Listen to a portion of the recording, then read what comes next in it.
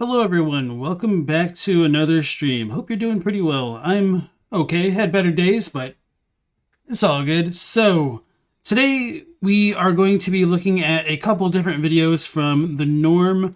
Yesterday we looked at pretty much the standard stuff with... Is that yesterday? Yeah, okay. So yesterday we started off with What Are They by Honored Madman, talking about the worm faces. Then we transitioned into Sirash, King of the Beastmen by Square Table Gaming. Then What or Who is the Bloodstar by Violent. Then we looked at Elden Ring's weirdest enemy and its lore, the kind of cold will-o'-the-wisps that exist in Shifa River and the Consecrated Snowfields. Then we finished some things off with Aldrich, Saint of the Deep, and then Soul Porpoise's How Dark Souls Presents the Hero's Journey. So today, the little bit of a difference in what I wanted to look at are going to be relating to things like copyright and AI stuff and infringement as far as like content creation goes, because that's just very fascinating to me. I know it's been kind of a bit of the rage that's been going on, and I know like a tiny bit about it, but I figured it'd be good to learn more, and why not learn more about it with you guys in the chat. So aside from that, we're going to look at The Rise of Hidetaka Miyazaki by Don RV, or Don RV, I'm not sure how you pronounce that. Somebody else had recommended some of his videos, but this one kind of just stood out to me.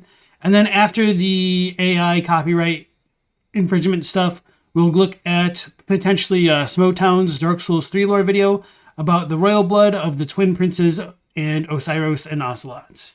So, hope you're all doing well. Chubby Owl, Clown Scum, Errant Vice, Stella, Metal Fingers. Nice to have all of you guys back in the chat. So, alright, let's go ahead and dive on into our first video.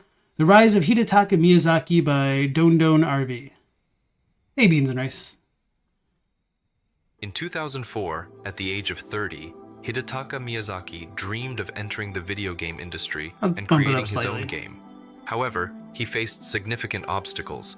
Not only did he lack any previous work experience in the field, but he was also considered too old in Japan to make a career shift. A formidable hurdle loomed before him. Would there be a gaming company willing to offer him employment? In less than 10 years, Miyazaki defied the odds and swiftly climbed the ranks from game planner to game director. Eventually, Sucks when it feels like you're 30 and you can't switch careers, man. That's pretty rough, but I mean, if anything, this shows what a success story it really is if he had to overcome all these hurdles. And obviously, FromSoftware was going through a bit of a rough patch around the time like Demon Souls was first coming around. But I believe Miyazaki was also working on Armored Core as well, although my timeline isn't the best. Eventually becoming a company president. Along the way, he consistently produced commercially and critically acclaimed games, one after another. Discover the remarkable journey Miyazaki undertook, transforming himself from an outsider to one of the game industry's most prominent figures. His path culminated in his inclusion on Time magazine's list of 100 most influential people, and Dark Souls being hailed as the ultimate game of all time, surpassing the industry's biggest and most established franchises such as Zelda, Mario, Minecraft, Tetris, and others. And that still kind of blows my mind that Dark Souls is considered like the greatest game of all time. Not necessarily because I disagree, but just because of like how rough around the edges it really is in many ways.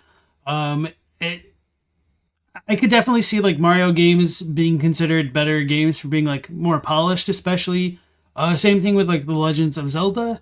But I guess there is something more inherent with like the mythos of Dark Souls, which probably captivates more gamers in a way that like the more cookie cutter, kid friendly games of Nintendo does not. But I don't know.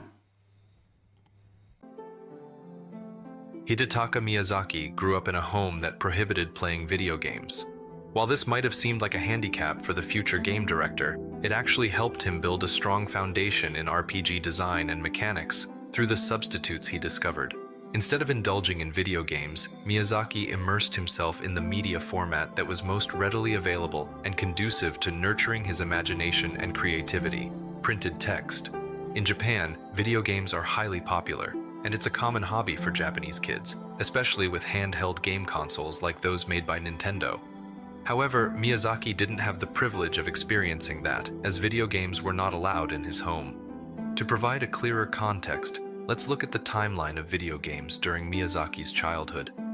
Yeah, all of the data that he's showing is really impressive, just with how it's kind of formatted, really.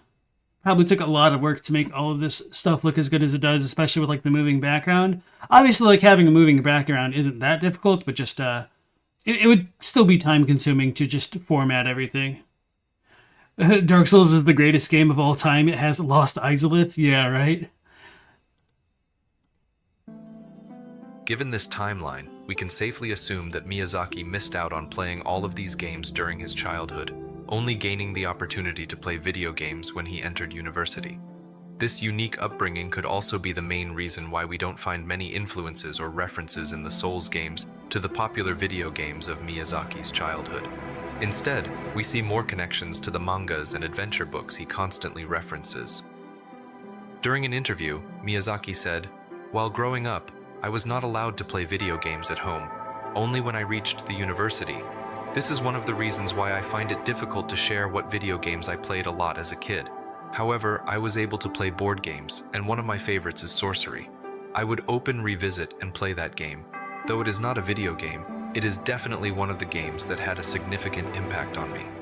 As a young Yeah, and from what I understand of Miyazaki's past, he is really interested in the design philosophy of like board games and level design in general. So like, I'm not super familiar with like the ins and outs of like a ton of board games, but I think the types of games that he was interested were probably more involved with kind of level design, but I'm not entirely sure how that all works. So yeah, this is something that I still need to do. It's been on like my to-do list for a very long time, is to like look at a lot more of the influences that have been talked about as being on Miyazaki's like bookshelves, but I haven't. RIP. child growing up in Japan, Miyazaki was naturally expected to be exposed to and become very familiar with Japan's version of comic books, known as manga. To gain a clearer understanding of the manga that might have influenced him during his childhood, let's take a look at the timeline of manga during that period. It can be safely assumed that Miyazaki was exposed to most of the popular mangas in the list, which inevitably influenced his future work in the game industry, especially the manga Berserk. Additionally, in the list provided, we can observe two Studio Ghibli materials that the Souls games often reference, namely Nausicaa and Shuna's Journey, which is considered to be the prototype of Princess Mononoke. However, Actually, I've never heard of Shuna's Journey. I will need to look into that. Nausicaa, The Valley of the Wind is my favorite Hayao Miyazaki movie so far. And technically speaking, it's not a Ghibli film from my understanding, which kind of shocked me because I learned that one fairly recently. But yeah. I also want to read the manga, and I haven't done that yet. But yeah, I absolutely adore the art style of like early 80s anime, especially. Like they were a bit more realistic in their proportions, you know, relatively speaking. But anyway, I digress. If you look at each bonfire as a new mission a la Armored Core, it all seems very intentionally measured and balanced. Yeah, each area does feel like very, I don't want to say like streamlined, but, well, I was going to say like polished, but then I just remembered like Lost Izalith and kind of like the latter half of the game, but I digress. What's amazing is how well he hides the seams in Dark Souls 1. Yeah, and I think Dark Souls 1 is a lot of people's favorite just for that kind of reason of how well it's hidden and how interconnected the world really is. And kind of no matter what timeline in the game that you're like playing, there is a good enough reason to go back to old areas and explore them, whether or not you want to see like old merchants or if you're just traversing from A to B. And obviously that gets a little bit, streamlined once you get the Lord Vessel, but maybe that's part of why like the latter half of the game doesn't feel as good for many people. I need to think about that a bit more. Self-contained? Maybe. I don't know. Kind of, yeah. Okay. However, among all the entries in the list, the one that profoundly impacted Miyazaki was the manga Berserk. The series began serialization in 1989 when Hidetaka Miyazaki was 15 years old, an age in Japan where male readers typically transition from reading shonen, which focuses on heroic, fighting, and adventurous themes, to seinen, which delves into darker, grimmer, and more mature content. Berserk, being a dark fantasy seinen manga, captivated the imagination of the young Miyazaki. In his later interviews, he consistently references Berserk when asked about the books he keeps on his shelves. The manga left a lasting impression on him, shaping his artistic vision and creative direction in his future endeavors. And to be fair, it'd be more suspicious if Berserk doesn't leave a lasting impression on somebody. I have a little bit of a concern for that kind of individual. Hey, Katie, and how's it going, man? You've been trying to make CSGO work on Linux for the past 4 hours? Definitely sounds like a Linux user, am I right? Yeah, and I was also surprised at how old some of this stuff is, but I do think it's important to note that this is like the manga specifically rather than anime. However, Miyazaki not only became familiar with mangas, but also discovered Western adventure-style books. These resources provided him with exposure to RPGs, an experience he would have missed due to restrictions on playing video games. In an interview, he shed more light on his childhood and said, "Growing up as a kid, reading was what I truly loved. I enjoyed delving into books that were beyond my understanding. I always explored and aimed higher by reading advanced books. Typically, though I could read them, sometimes, due to my young age, I couldn't delve too deep into them. Occasionally, I would only grasp half of the story. However, my imagination would fill in the other half, and that imaginary part would come to life. I find this experience truly enjoyable. I bridge the gaps of what I didn't fully understand in my reading, and my imagination takes me on a journey, eventually convincing me that I comprehend what I'm reading." Furthermore, he affirmed multiple times in interviews that reading books and playing text-based RPG board games significantly contributed to his unique sense of creativity and imagination. As a result, he aimed to replicate this experience, hoping his future players would undergo the same discovery and adventure he had while playing these text-based games. To better understand how adventure books might have influenced him, let's consider their timeline in relation to Miyazaki's childhood. It is interesting to note that two of the greatest adventure book series, Fighting Fantasy and Sorcery, both began when Miyazaki was at a young age, just beginning to read and attending elementary education. To demonstrate how Miyazaki's childhood fondness for adventure books still influences him today, let's take a look at screenshots from both Fighting Fantasy and Sorcery, as well as images from his latest game, Elden Ring. The homage he is paying here is beyond doubt and crystal clear.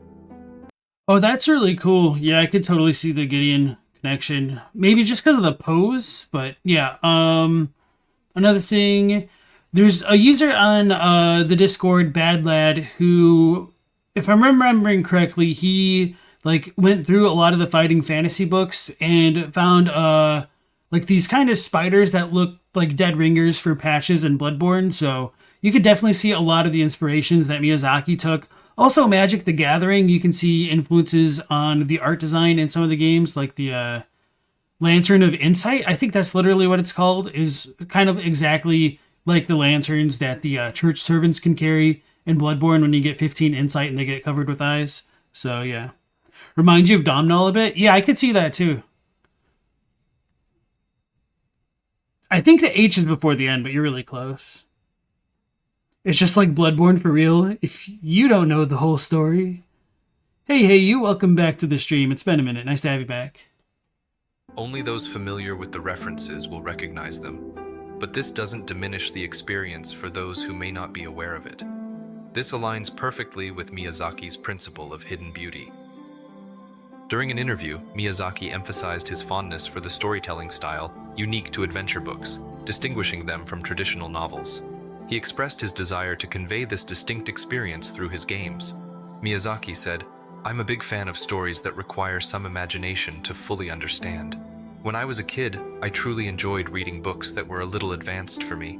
I could only understand half the kanji and had to use my imagination to fill in the gaps. My goal is to bring that kind of experience to video games, where you use your imagination to complete the missing parts." Consequently, All of the games directed by Miyazaki adhere to the principle of environmental storytelling. Rooted in his childhood experiences, he holds this style of storytelling dear to his heart. As a result, the restrictions he faced with video games during his early youth played a crucial role in shaping him as a game creator, offering something truly unique and distinctive to his approach. Miyazaki added, "I want to leave the discovery and interpretation of the world's lore and stories to the players. That's why I focus on environmental and subtle storytelling. Instead of the game automatically telling the story, players will find more value in discovering hints of the plot from items and people they encounter in the world. Of course..."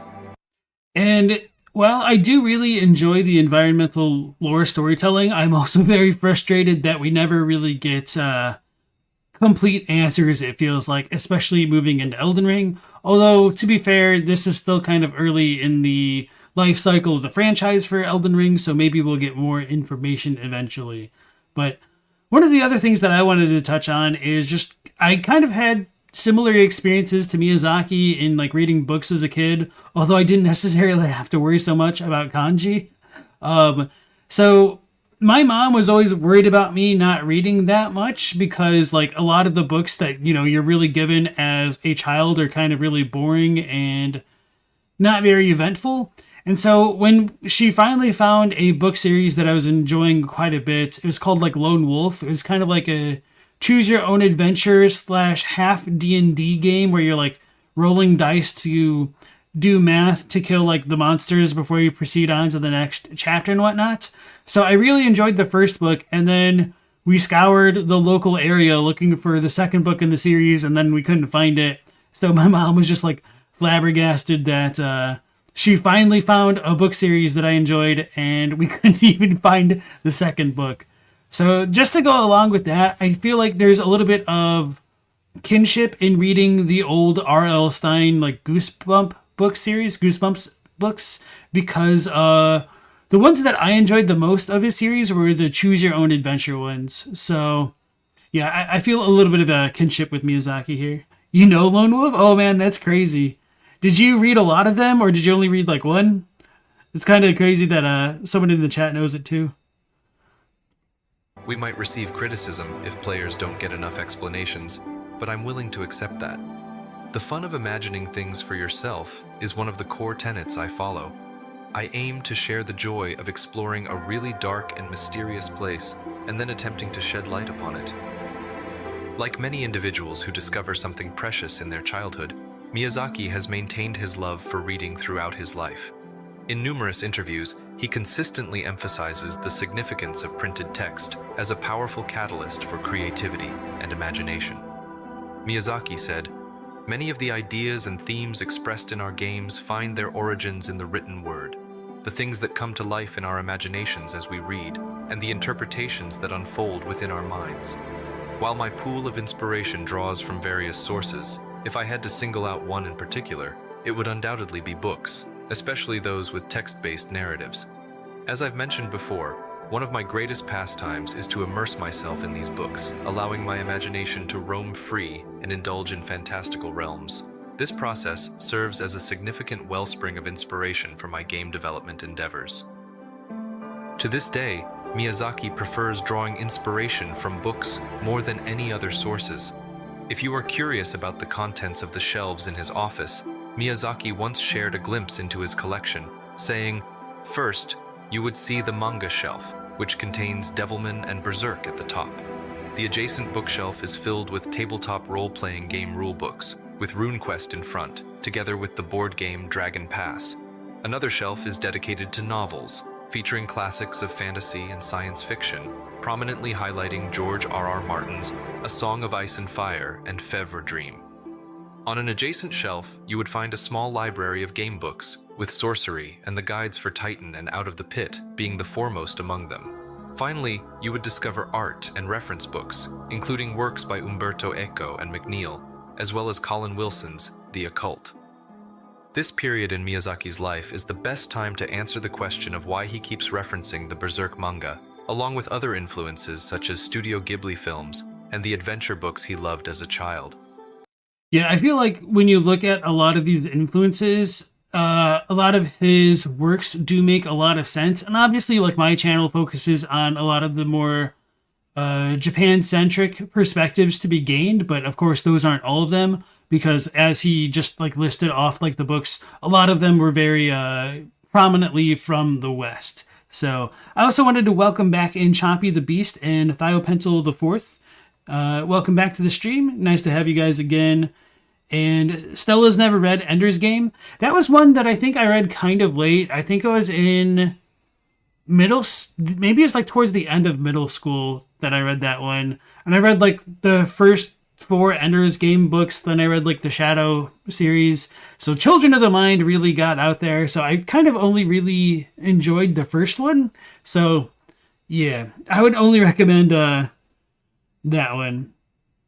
Hey, Alden Enthusiast, welcome back in, and hopefully you enjoy your food.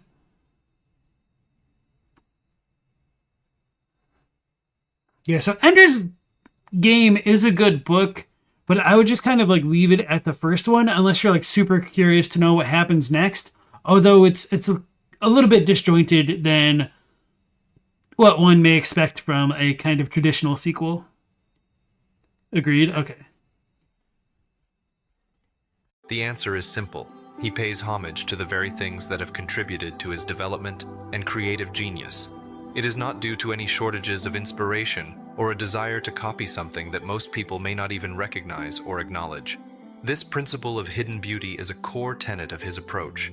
Acknowledging it doesn't require anyone's permission. You can choose not to recognize it, and yet your joy and experience in playing the Souls games will remain undiminished. However, for those who can discern this hidden beauty, it rewards them with a profound sense of joy and appreciation.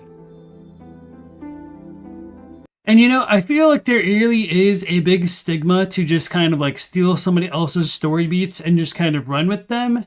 And I was kind of staunchly against the idea for a long time because it feels like for quite a lot of works of fiction or literature or whatever you want to call it, it feels like novelty is the only thing which contains value, but that's kind of not really true. And there's a lot of derivative works which in some ways can either build off the original or kind of improve them or take them into different directions, which can be kind of surprising.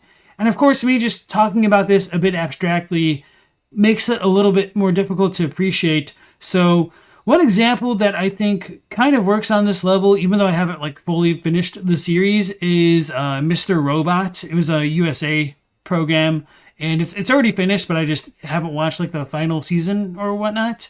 And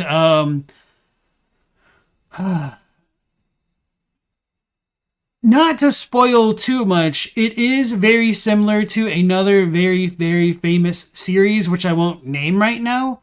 And as soon as like I came to that conclusion, I was like, man, I don't want to tell people it's like this other series because they're going to get like these ideas in their heads. But the more I watched of Mr. Robot, the more it just kind of like stood on its own. So even though it like borrowed a lot of story beats from this other work, it kind of tweaked it in its own way that allowed me to appreciate Mr. Robot for itself.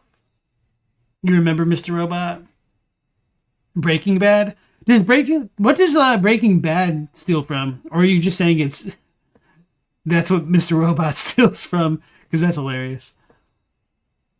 The tale of Miyazaki starting to wag the dog of Magic the Gathering. Yeah, some of these weird, these like more recent collaborations in Magic the Gathering are kind of strange to me, and I don't really like them. Like the Godzilla stuff and like the Lord of the Rings one. It's not why I got into MTG.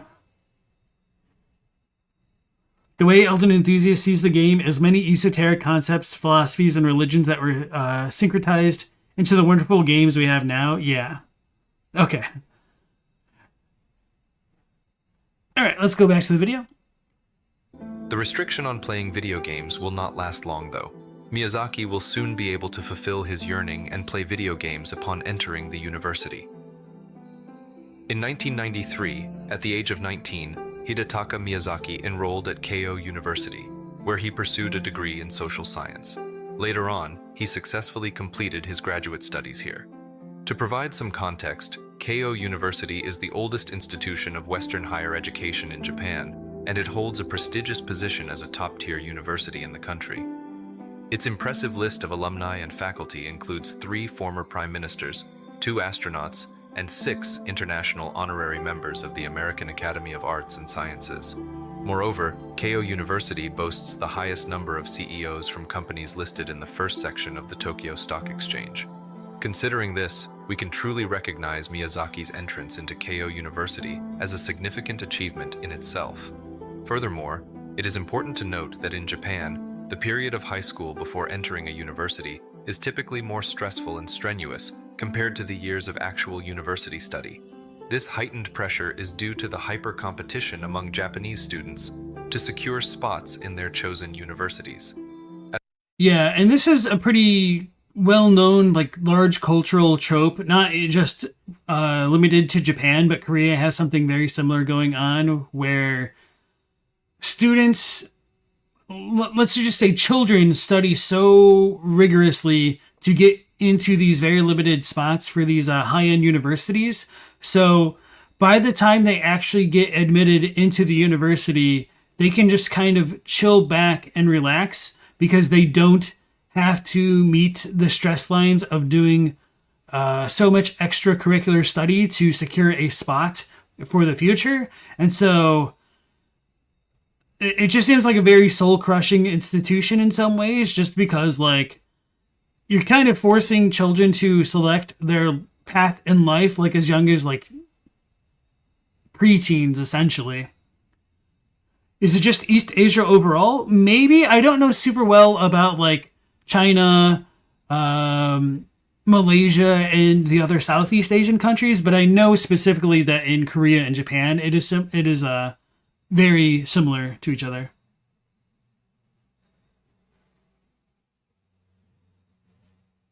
Okay.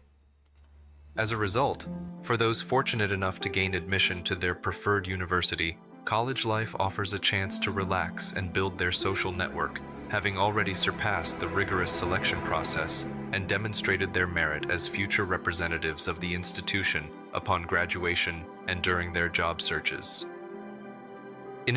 Oh yeah, I guess to give like a parallel example, it would be like saying that the SAT or the ACT in the US, like your college entrance exams, would like determine what schools you can go to, but on like a way more rigorous scale. But yeah.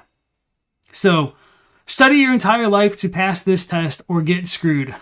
Well, not just pass the test, but like do better than every other student who's studying for it, because it's kind of like ranked against each other.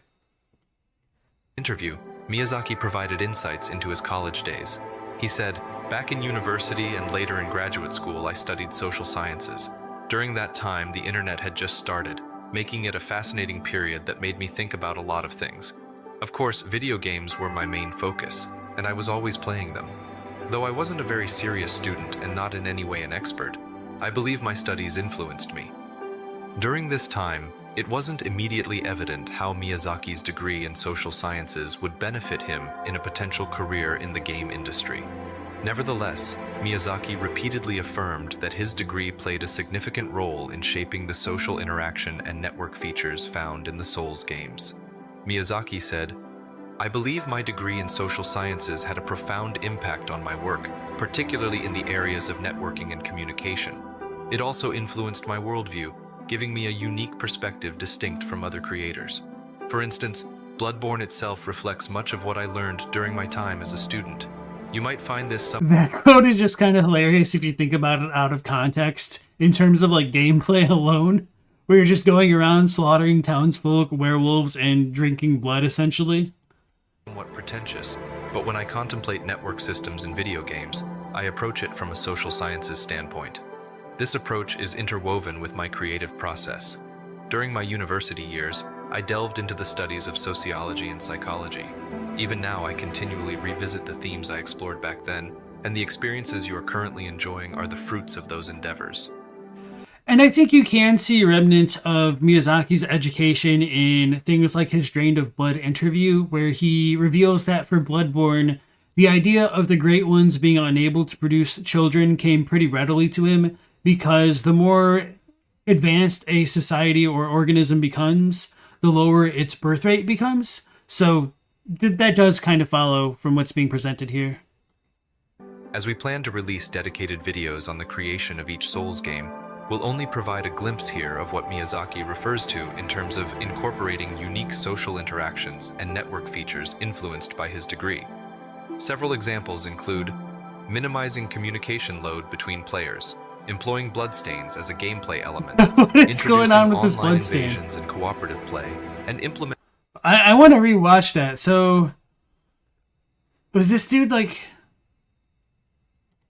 include minimizing communication load between players, employing bloodstains as a gameplay Oh, I wonder if it got swallowed by the ulcerated tree spirit. I could see that. Okay. element, introducing online invasions and cooperative play, and implementing a feature where a player can assume the role of a boss in a game level, as demonstrated in Demon's Souls and later in Dark Souls 3.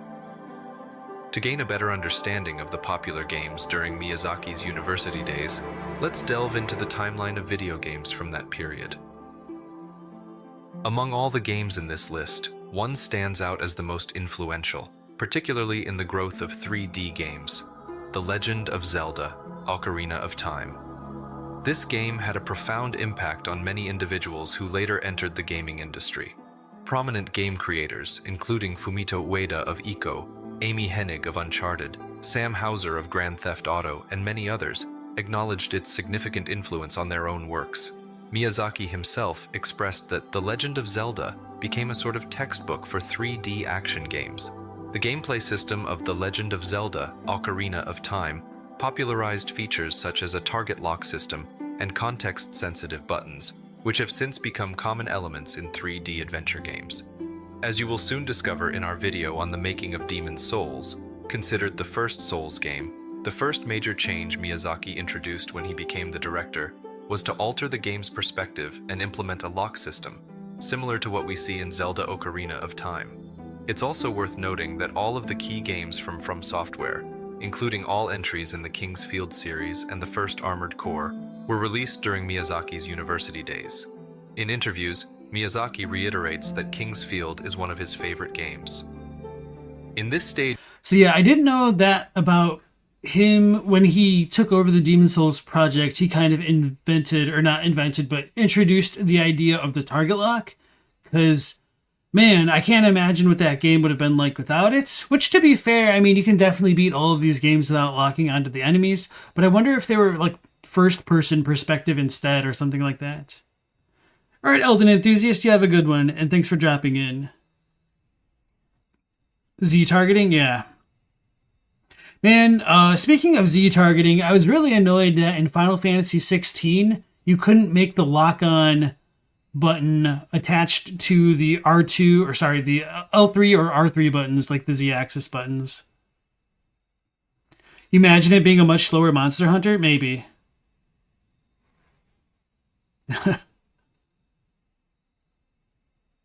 What you like so much about the lock-on style is that you can choose to lock on or not? Yeah.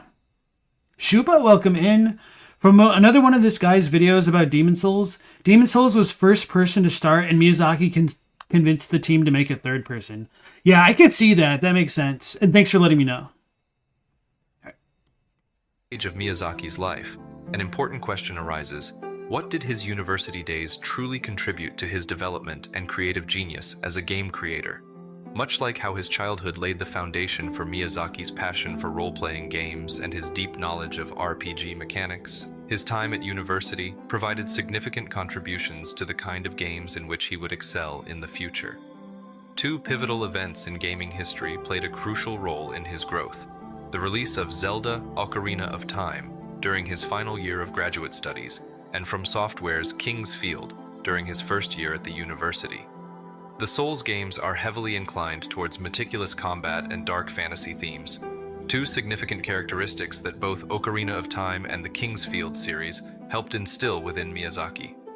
These Has anybody like fairly recently gone back and played a game from like the PlayStation 1 or PlayStation 2 era? Maybe PS1 isn't like the best comparison because like the analog sticks weren't really integrated with the system initially, and the kind of came along later. But anyway, the PS2 era games, and just kind of noticed how much clunkier the controls were.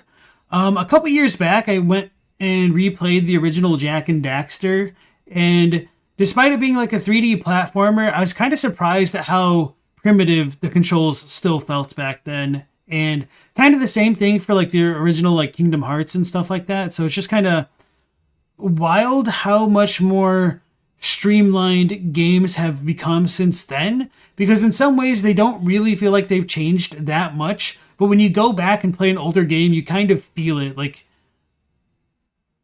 there's like an unspoken language to the way like video games are developed now, and I'm sure there's a certain term for it that I just tend to forget, that like there's certain standards that you just kind of expect for a game to play, and so when they don't really meet them, it's just a little bit jarring. So like for me, I had a kind of moment of that, like playing Final Fantasy 16, when I couldn't fully customize the controls the way that I wanted, with like the dodge button, the lock-on button, and all that kind of thing. You remember Devil May Cry 3 having good controls? N64 had Banjo-Kazooie. Yeah, at least N64 did have like one analog stick, but yeah, N64 controls are kind of also weird, but that's partially because like they don't translate super well now. You literally can't go back to Majora's Mask because it's too clunky. Yeah, I believe that. Alright, Katie, you have a good night. And Earthmind, welcome back to the stream. You seem to remember Kingdom Hearts always being a torturous experience, just trying to get off that beach. Yeah, I tried to play Kingdom Hearts before, like Kingdom Hearts 3 or whatever the last one came out was, and I got to the beach and I was like really on the struggle bus with the controls of that one. A Linus Tech Tip video where they basically had to rewrite their own mouse drivers for a Soviet era Russian mouse. Getting back basic cursor controls is a Herculean task. Proves how much of controls are filtering and processing of the raw I/O. Interesting. The biggest problem with N64 is that the camera is on the C buttons, and it means presses, not analog like a stick. So camera panning is by press and not hold. Okay. Monster Hunter's really interesting on the PS2. Okay. I never really played a Monster Hunter, so I'm kind of... Could you explain like what the differences are? Because I have like no frame of reference. His experiences further reinforced what he had already absorbed from the manga and adventure games he loved during his childhood. Moreover, Miyazaki's degree played a part in answering how he would execute and excel in his future endeavors. Overall, his university days were instrumental in shaping Miyazaki's creative direction as a game creator, combining his early influences with the impactful gaming experiences during his studies to create a unique and successful approach to game development. Since his university days, Miyazaki had a strong desire to enter the gaming industry. However, he couldn't seize the opportunity and ended up working for an IT company called Oracle. To gain a complete understanding and perspective of Miyazaki's journey, it's essential to delve into a specific aspect of Japanese culture known as shukatsu. Only by comprehending this cultural phenomenon can we truly grasp and appreciate the decision and sacrifice that Miyazaki later made. He resigned from his stable, reliable, and lucrative job at Oracle, opting to take a pay cut and start again as a junior employee in an obscure gaming company called FromSoftware. Every year, starting from early April, thousands of soon-to-be graduates in Japan embark on a tradition where they dress in black business attire, clutching a briefcase that holds only their CVs. Their aim is to secure job positions at the most esteemed companies in the country. This ritual is a crucial part of a year-long hiring process that takes place during their penultimate year of university, commonly known as the season of shukatsu. Shukatsu, short for shushoku katsudo, translates to job hunting activity in Japanese. It refers to the standard process that Japanese students go through to secure their first job after graduating from university. Typically, students secure a job in their final year of university and begin working in April of the following year. This well-organized system facilitates a seamless transition from university life to employment, with no gaps in between. And of course, I do feel like it is a little bit pertinent to mention that this is more for like business style job hunting rather than like the more laid back stuff. So, of course, like companies are still going to be like hiring year round, respectively. So, like, don't necessarily think like restaurants operate on this scale as well as was what I'm trying to say. Remarkably, using this system, more than 80% of job seekers receive a job offer approximately 8 months prior to their graduation. Japanese students start preparing for their job search during the summer vacation of their third year at university, which is about 1.5 years before their graduation. For those fortunate enough to receive a job offer during shukatsu, their last year at university can be spent without worry, as they only need to focus on graduating and smoothly transitioning to the job that awaits them upon leaving the school. As mentioned earlier, the period before entering university is also highly stressful and demanding for Japanese students. Shukatsu, in a way, represents a continuation of that rigid and hyper-competitive process in the lives of Japanese students. However, once they successfully navigate through it and prove their abilities, they can look forward to a more stable and relaxed life. Shukatsu holds tremendous importance for Japanese individuals as the outcome of their job hunt can significantly elevate their social status. As Yuki Honda, a professor at the University of Tokyo's Graduate School of Education, wisely stated, "Whether they get a job when they graduate decides their whole life." In Japan, there is a well-known saying that goes, "You're married twice, once to your company and once to your wife or husband. Between those two choices, the company will always take precedence." And things are changing, especially with like the differences in the economy now versus more like in the 90s and 80s especially, but I digress. Keep this in mind as we approach the part in the video where Miyazaki intentionally resigns from his job to follow his dream of creating his own games. Now let's delve deeper into this aspect of Japanese culture to gain a more comprehensive understanding of Miyazaki's circumstances. The primary reason for the unified hiring cycle known as shukatsu is that many companies prefer to train their new recruits on the job. Organizing the training process, involving mentors and internal seminars, would become significantly more difficult if inexperienced employees kept joining throughout the year. However, there is an essential consequence of this system that we must all be aware of and consider to appreciate Miyazaki's choices fully. The shukatsu system offered lifetime employment to new graduates, which, in turn, provided job security and status for major Japanese firms. The prevailing mindset was that the only way one could lose their job was if the company went bankrupt.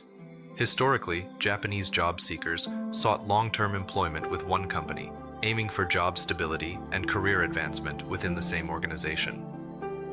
With this knowledge and understanding of the Japanese context, we can now revisit Miyazaki and his post-graduation choices. In an interview, Miyazaki revealed, "I originally wanted to work in the game industry. However, after finishing graduate school, there was a situation where I needed a lot of money." Subsequent interviews unveiled the specific reason for needing that money. He had to support his younger sister's college education. Instead of pursuing his passion, Miyazaki joined Oracle, an IT company renowned for its significant market share in database software. He started his journey at Oracle as a support analyst and eventually progressed to become an account manager. Rather than delving into the specifics of his work at Oracle during the 4 years, it would be more insightful to focus on the timeline of the games that were released during this period, particularly considering that Miyazaki's primary motivation for being at Oracle was to assist his sister. Two crucial years stand out in this timeline, significantly impacting Miyazaki's life and the fate of FromSoftware, particularly regarding the future Souls games, the years 2001 and 2004. The significance of these years lies in the release of two influential games, Ico in 2001 and Elder Scrolls Oblivion in 2004. While we will provide comprehensive reasons for the importance of both games, let's focus on the game Ico for now, as it had a profound impact on Miyazaki's journey. Ico, released in 2001, played a transformative role in Hidetaka Miyazaki's life. The game had a profound effect on him, and its influence on his creative direction and career path cannot be underestimated. In our upcoming video about the making of Demon's Souls, we will delve deeper into the significance of the year 2004 and how the game Elder Scrolls Oblivion eventually led to the creation of the dark fantasy game Demon's Souls. However, for the present moment, let's concentrate on exploring the pivotal game from 2001, Ico. Ico is a captivating video game developed by Team Ico and released in 2001 for the PlayStation 2. Its release garnered considerable attention and acclaim due to several remarkable aspects that were groundbreaking and influential in the gaming industry. One of the game's most striking features is its breathtaking art direction. It presents a minimalist and atmospheric world, featuring hand-painted textures and a subdued color palette. The visuals in Ico evoke a sense of wonder and melancholy, immersing players in a distinct and unforgettable atmosphere. The narrative of Ico is a testament to its uniqueness as it unfolds without any spoken dialogue. Instead, it relies solely on the character's body language and gestures to convey emotions and advance the story. This minimalist approach to storytelling adds depth and resonance to the relationship between the two main characters, Ico and Yorda. As players progress through the game, they become emotionally invested in their journey, making it a remarkable example of storytelling through gameplay. Yeah. Ico has garnered praise for its And I never played Ico or Shadow of the Colossus. They were kind of on my playlist, and I just never got around to completing them. So Metalfinger said that Oblivion's character creator directly inspired the one in Dark Souls. I don't know if that's truly fair to say, because character creation spreadsheets have been in video games for a long time. They obviously fell out of fashion for a long time because of a difference in the way that RPGs were made. But there were definitely those kind of systems in some of the earlier NES titles like Ultima. So I guess you might be fair to say Miyazaki didn't really play those games, I guess, but I don't know. ability to evoke a wide range of emotions. Oh, you were joking about the characters in Oblivion having ugly faces? Okay. Including a sense of isolation, companionship, and the determination to protect Yorda. This emotional journey sets the game apart from many other video game experiences and contributes to its lasting impact on players. Despite being released in 2001, Ico's impact and influence have endured over the years. It has garnered a cult following and serves as a significant source of inspiration for other games and developers.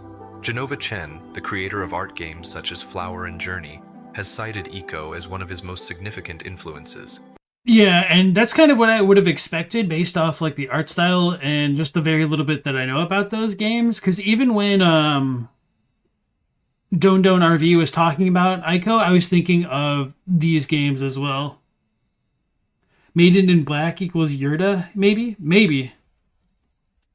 The game journey, for instance, clearly showcases Ico's influence in its visual presentation, the absence of a HUD, lack of an explicit tutorial, and the grand scale of architecture compared to the main character, evoking a sense of wonder and melancholy reminiscent of Ico. Another popular example is Neil Druckmann, the creative director of The Last of Us, who expressed his admiration for Ico, stating, "But the main thing I loved about Ico was that relationship, that hand-holding mechanic that helps build a bond. It was the first time I realized you can create something meaningful through interaction, as opposed to just telling a story." Bruce Straley, the game director of The Last of Us, also shared how Ico significantly influenced him. But that was one of those times where it's just it was the very first game that I played. It basically shaped my entire concept of how core mechanics are built and exploited and then switched up in a way with context to story, and how those two things parallel each other, and then to come out with an emotional impact that made me cry. I cried. It was the first game that I ever played where it's just I'm in with the controller in my hand and I'm crying, and I'm just a game did this. And that shaped my entire concept of design. And Damn, I didn't really know that it had that deep of an effect on people. Now I'm kind of more encouraged to go back and look at it, especially. I know it received a ton of critic praise back in the day, which is kind of why it landed on my radar. But maybe I just kind of forgot about the kind of story significance that it had. It kind of always looked a little bit tedious to me with the way that Ico would have to grab onto Yorda's hand and everything like that. So even though I was interested, I wasn't necessarily super incentivized to like go through it myself just because it looked a little bit annoying, but I don't know. You never played Ico, but Shadow of the Colossus is amazing. Yeah, and that's one that's been on my radar for a very long time. And I think I also got what's like the Guardian game, the other one with like the dog Guardian thing, but I didn't play that one either. Mostly because the review for it that Donkey made just kind of ruined the game for me. You can see it in all of the games that I've been a part of since, of trying to get its core mechanics. It's building those core mechanics. It's switching up and taking away core mechanics based on story context. You know, it's getting a good arc so that you can play with the mechanics in parallel to this story arc and understanding that stuff. So that's interactivity, man. That's what we can do. Numerous game designers, including Eiji Aonuma, Hideo Kojima, and Jordan Mechner, have acknowledged. So is this like an AI voice? This is something that I just kind of I've been noticing throughout it with like calling it Ocarina of Time, Eco, and yeah, I'm just kind of curious. Anyway, Peanut Bobo, welcome into the stream. Donkey's reviews do that to you too. I made the mistake of watching his review without playing the game first, and it felt like I got too much of an understanding of the game, and I just couldn't really dive into it after the fact. So I tend to just not watch even like Donkey satirical reviews of games unless I either don't intend to play it or after I've already gone and beaten it. So lesson learned a little bit harshly perhaps there. It's a good question. You assumed it was just his voice, but it does kind of sound AI-like. Maybe I revealed a little bit of how the sausage was made. You've been thinking it was an AI? Okay. Well, holy crap, man. If this is actually an AI voice, how serendipitous in that the next two videos I want to talk about has to deal with like the rise of AI and like copyright stuff. All right. Anyway, let's dive on into the rest of this. Acknowledged Ico's significant influence on their own games. Even renowned film director Guillermo del Toro has praised Ico as a masterpiece and a source of inspiration for his own directorial work. Undoubtedly, Ico stands out as one of the most influential games ever created. Now you might wonder how this all ties into the journey of Hidetaka Miyazaki. Miyazaki shared in an interview that the Dark Souls series would never exist without Ico. In fact, he would not have left Oracle and joined FromSoftware if it wasn't for Ico. He said, "On a personal note, after graduating from university and starting a new job, I was away from games for a while. However, I happened to play Ico at a friend's house on a recommendation. It was a beautiful, untold experience, and a story that I had never imagined. I'm very sorry to my friend, but I was quietly moved and silent. That's when I decided to leave the company I was working for at the time, and started working for FromSoftware. I'm not exaggerating when I say it was the game that changed my life, and I'm proud that it was Ico and it was Mr. Ueda's game. The game awakened me to the possibilities of the medium. I wanted to make one myself." Up until now, we have explored three significant stages in Miyazaki's life: his childhood, his time at the university, and his first job at Oracle. Each of these phases played a crucial role in shaping his growth and fostering his creative development. During his childhood, Miyazaki's love for manga and RPG books was kindled, and he was deeply influenced by their unique storytelling styles. Later, his education laid the groundwork for his expertise in 3D action games, while his experience at Oracle exposed him to the possibilities of the medium and ignited his ambition to create his own game. Now, he stands at the threshold of the next phase in his journey, but there remains one hurdle he must overcome: finding a new job in the gaming industry. As mentioned before, Miyazaki joined Oracle with the purpose of supporting his younger sister's university education. Considering that he joined Oracle in 1999 and spent approximately 4 years there, it can be assumed that he has successfully fulfilled his role in financing his sister's education, and she has completed her university degree. This achievement might grant him a sense of freedom to pursue a career that aligns with his passion. However, it's essential to consider the societal norms in Japan regarding work and employment. These cultural expectations may still exert some influence on his decisions and career choices. To gain insight into the culture of Japan, particularly in their workforce and job expectations, it's essential to understand the concept of lifetime employment. In Japan, there exists a traditional expectation that employees will remain with a single company for their entire working careers. This practice is rooted in the idea of reciprocal loyalty between the employer and the employee. In contrast, many Western countries have a culture of job hopping, where individuals change jobs more frequently to seek better opportunities or career growth. In addition to lifetime employment, Japanese companies often follow a seniority-based promotion system, where employees are promoted based on their years of service rather than solely on merit or performance. This means that remaining loyal to one company ensures not only financial stability, but also secures career growth. However, for someone like Miyazaki, following his true passion would require him to make significant sacrifices. He must be willing to give up the prospect of lifetime employment, accept a potential pay cut, and face the pressure of searching for a job in a field where he lacks professional experience. I do feel like these points have been made a couple times already, and the video could have been shortened, but alright.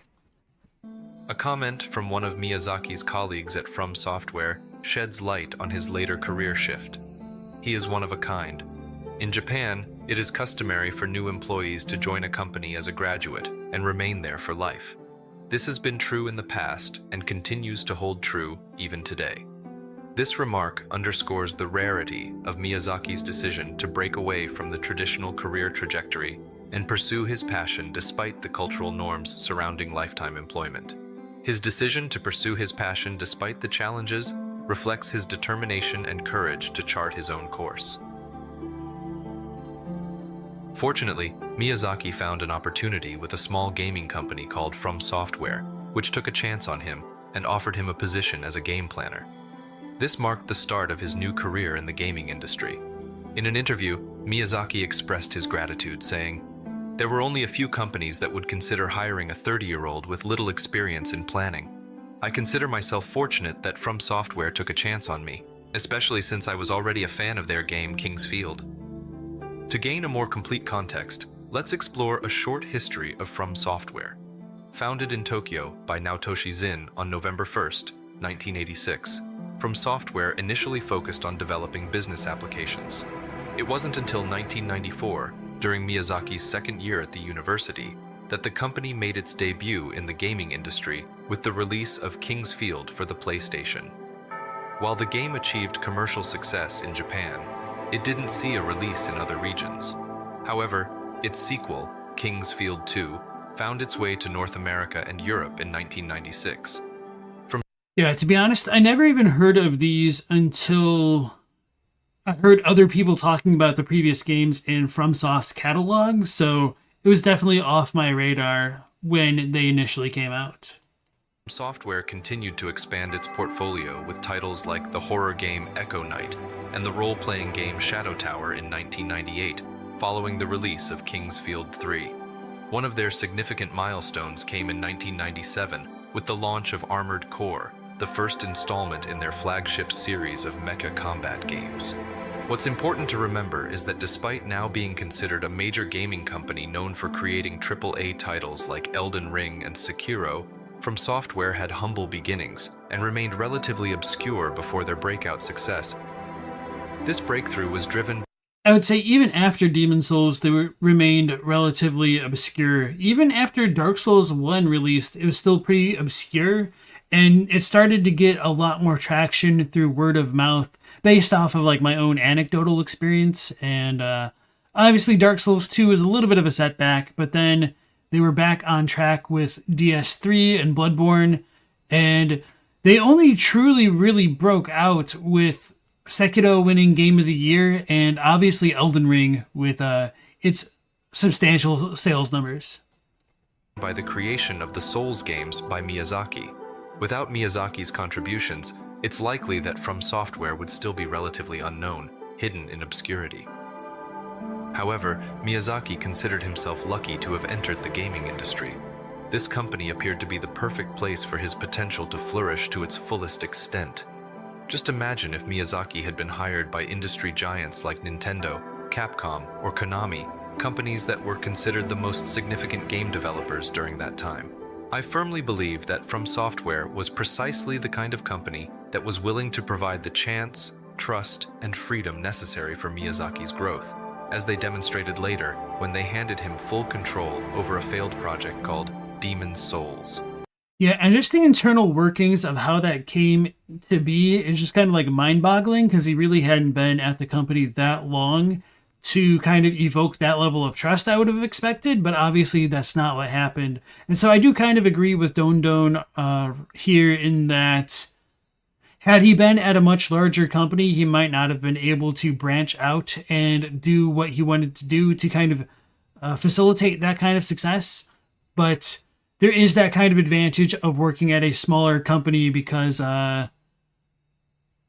they're the projects that they do are more focused and more malleable to change based on the amount of people like working on each project. So with that being said, I think for me, for a long time, I felt like a company that would have been similar to FromSoft would have been Atlas, but they were also much larger, so maybe he wouldn't have been able to get a lot of success there either. So much flourishing, yeah. But let's not get ahead of the story. Instead, let's step back to the time when he first joined the company. Upon getting hired, Miyazaki's initial assignment was to work as a planner for a title called Armored Core Last Raven, joining the development midway. Reflecting on this experience, he stated, "In Last Raven, I had the opportunity to delve into various aspects of the game, starting with working on the enemy AI. Later, I was given tasks related to mission design, game progression, text, menus, parameters, and more." So it sounds like he did a little bit of everything, which probably helped him transition into like the Demon Soul stuff, but that still seems remarkably quick with all things considered, because you got to imagine like other people would have been gunning for the spot as well, perhaps. Or maybe that's not what happened. Maybe there's just a little bit of burnout and he just did what he could. This gradual involvement laid the foundation for my understanding of the game production process. The advantage was that, being a sequel, this title already had a relatively stable game system and engine, allowing me to explore and gain experience in multiple areas. Subsequently, the game Armored Core Last Raven was released in Japan on August 4th, 2005, several months after Miyazaki's arrival at FromSoftware.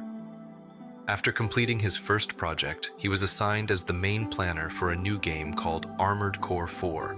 However, midway through its development, he was promoted to the position of game director. In an interview, the host asked Miyazaki how he managed to become a game director in such a short period of time. The host said, "You mentioned being treated like a new employee, but it's quite unusual to become a director after just one project. Can you tell us the reason behind this trust in you?" Miyazaki replied, "To be honest, I'm not entirely sure. I think external factors played a significant role rather than my own actions. The opportunity to become a director arose during the prototype production, and the current situation wouldn't have been possible without the need for a new director."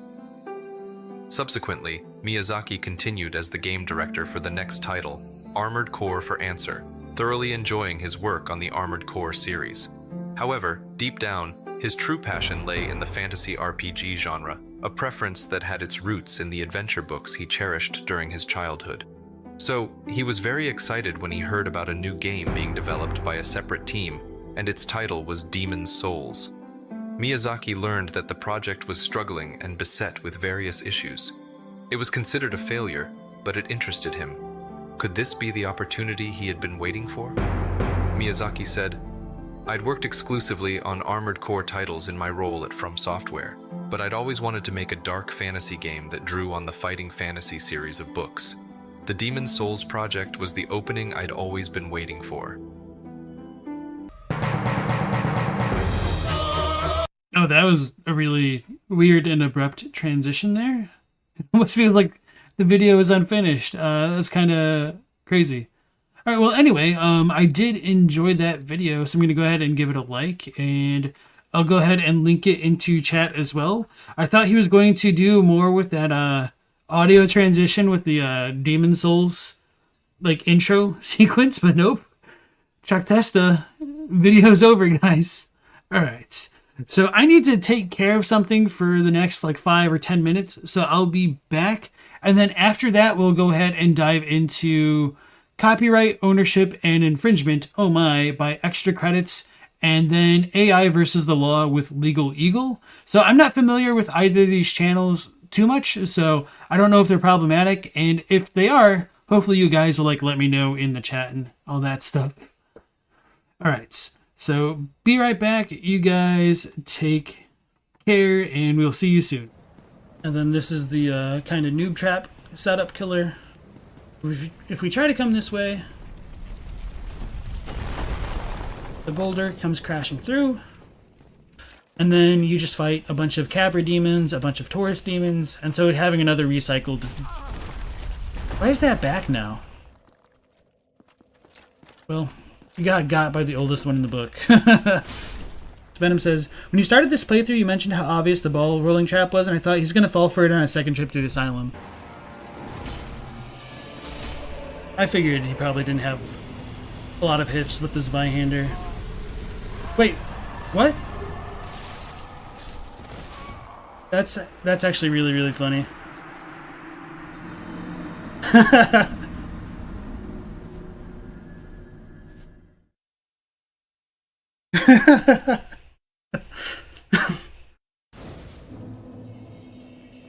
Just straight up assassinated right there. Okay. Let's go get our damn souls back. So now we should have a little time to read chat. Nix what I said about the souls, guys.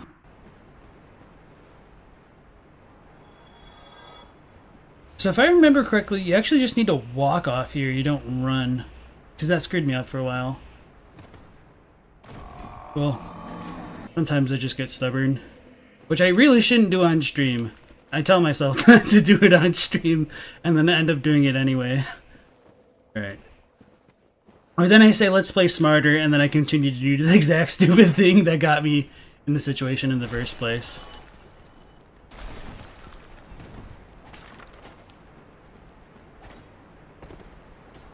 There's our stairs over there. Damn it!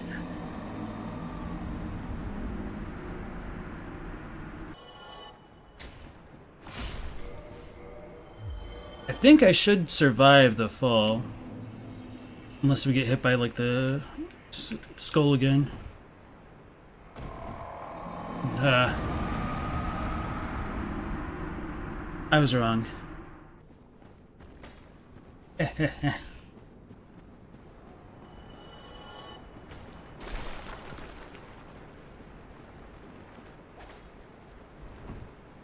Oh, that jerk.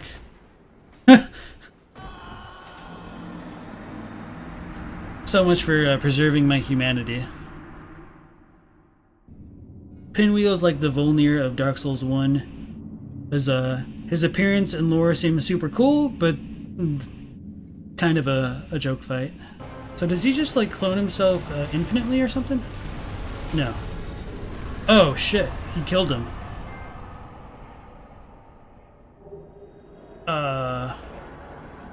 Okay. I didn't even see him hit him. The Tomb of the Giants is a pretty scary area, especially on a first playthrough. I'll just go ahead and say it so we get cursed. I do kind of remember the layout of the area, but a lot of the specifics are hard to remember. Byhander, and I think as we start to go down now we get shot at, if we're not being shot at right now. Okay.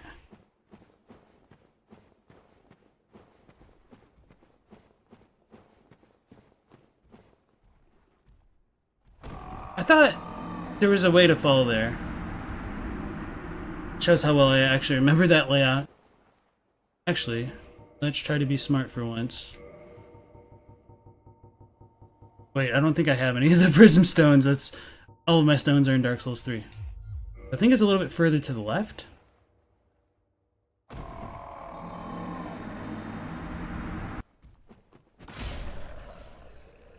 Spamming the R2. We said we're going to go about this normal style. It's actually going this way. And then we slide down here and make a right. Oh, it's this one, isn't it? That we just dropped down. Okay, so I was misremembering where. So now we should be like right by the bonfire. It's like down there. Yeah.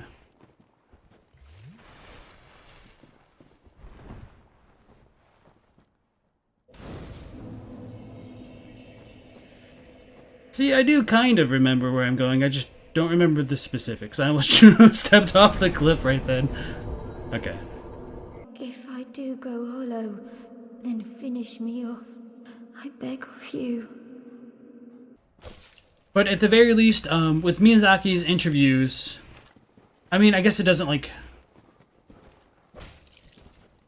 dispute the idea that, dragons are abyssal. But, he says, like, where'd she go?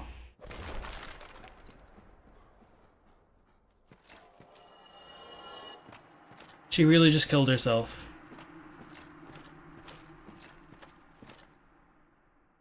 Bruh.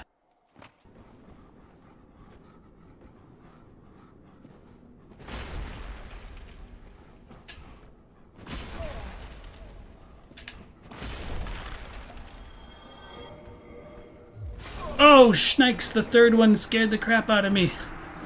I got by the HUD.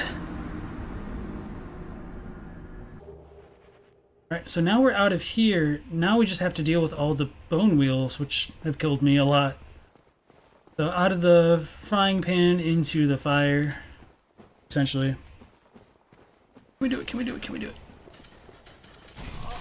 Damn it! Damn it, damn it, damn it, damn it, damn it, damn it. The goal was in sight. She's pretty OP. Yeah. Especially since Melee is really garbage against the Moonlight Butterfly, and she's a caster, she'll probably do a lot of work.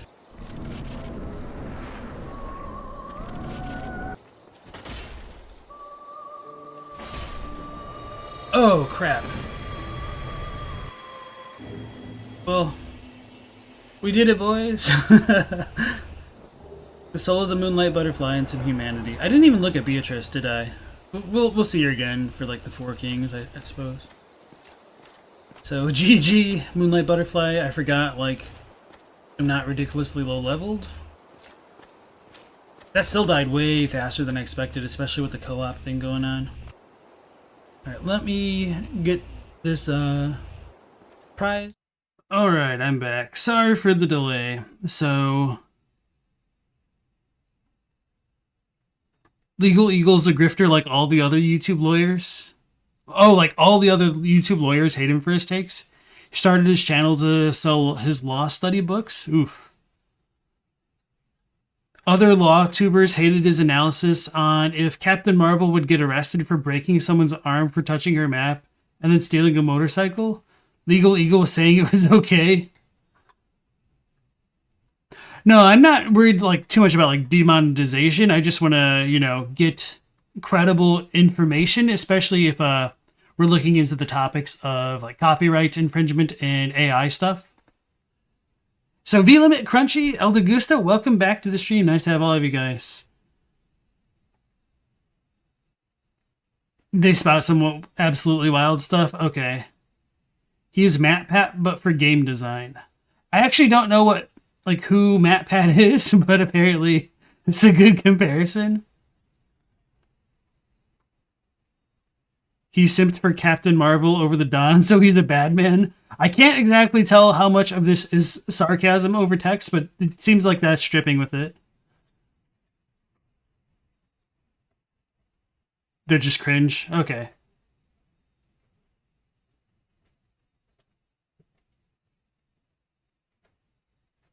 Orc videos top 10 cringe.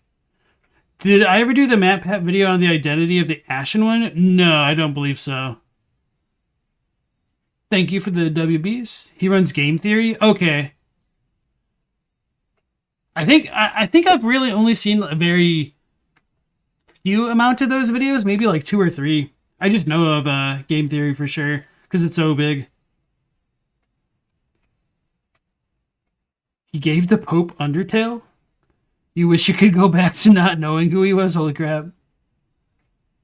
Oh, he did the Dark Souls 3 music theory video? Okay. I don't know if I watched it, but I mean, it's not something that I tend to take super seriously either way. All right, so then, I guess this leaves us at an impasse, chat. Should I watch either of these two videos, or should I just like look for something live instead? Not like literally live, but in terms of just like AI and law and copyright stuff.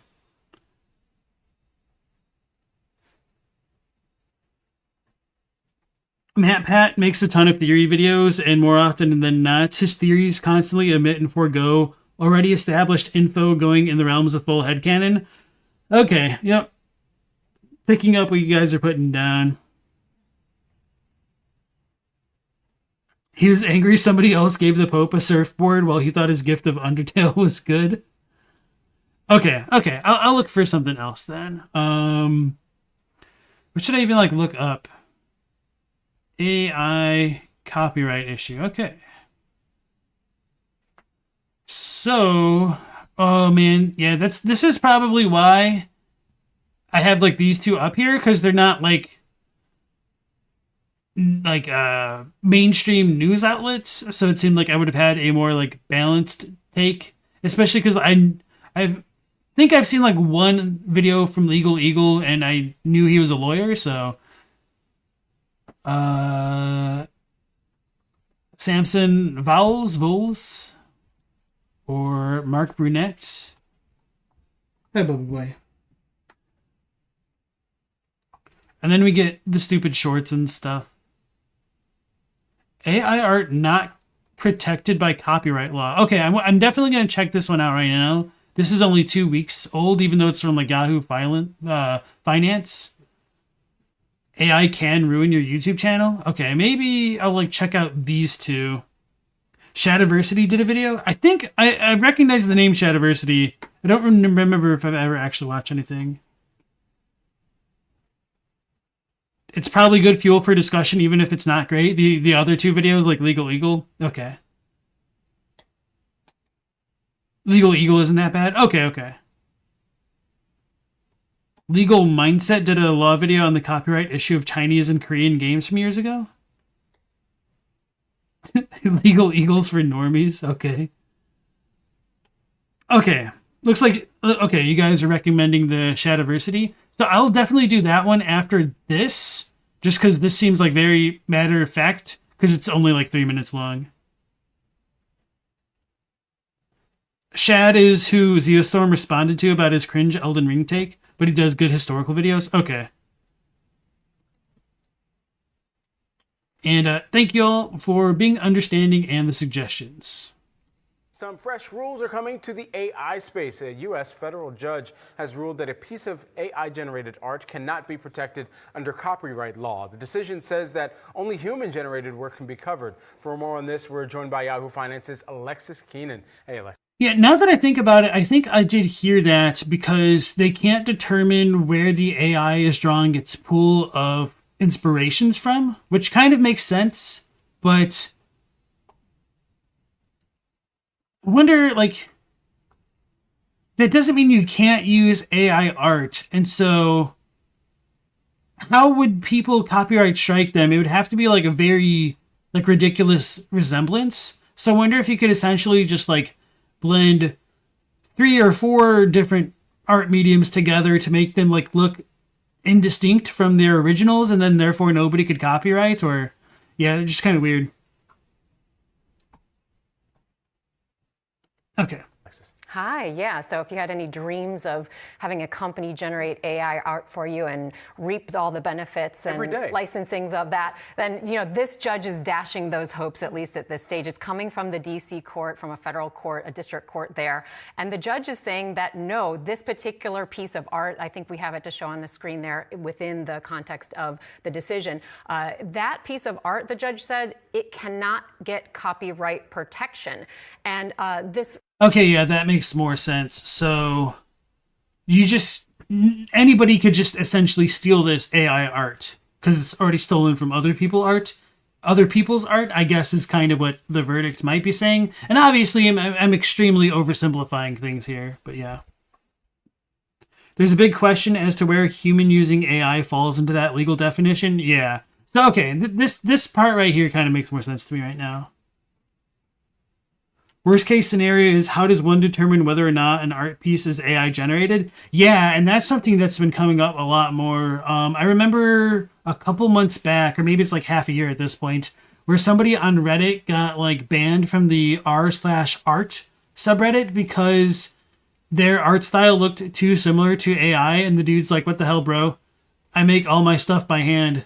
And he, man, it's going to be a rough and interesting period of time moving forward, isn't it? So whoever pulled out that fortune cookie that said, "May you live in interesting times," you can go to hell, because I'm in those times and I don't like it. Art was generated by a software that is owned by the plaintiff in this case, and his name is Stephen Thaler. And what he did is he applied for a copyright, and he said he wanted then the name of the copyright to go to the computer software, but he wanted then the rights to be derived and transferred over to him so that he could benefit from it if there was any benefit to be had. Now, that definition of whether or not something can be copyrighted has been really murky because courts across the country have been coming down with different decisions, and ultimately in March, the Copyright Office tried to give some clarity, and they said that they would specify that they're willing to consider AI inclusive art, but that it can't be generated wholly by machine. So in this case, because the art was generated only by the computer's algorithm and the software, that the judge said no. What the Copyright Office said, so that this decision seems to be in keeping with the Copyright Office's instruction, they said a human must create a work's expressive elements. In the ruling, the judge writes this. And this is really painful, just because, like, there's that whole component of found art, and you could almost make the same comparison of like the photograph, which you guys are like mentioning with the monkey, which is kind of interesting. So even if the monkey took its own selfie, I guess they're saying that the human couldn't necessarily profit on it, even if it was done with their own equipment, I guess. This is just so abstract and weird. The claim that AI cannot be protected is kind of moot because Disney already used AI for their Marvel Secret Invasion intro. I don't necessarily think it's that you can't use AI as much as it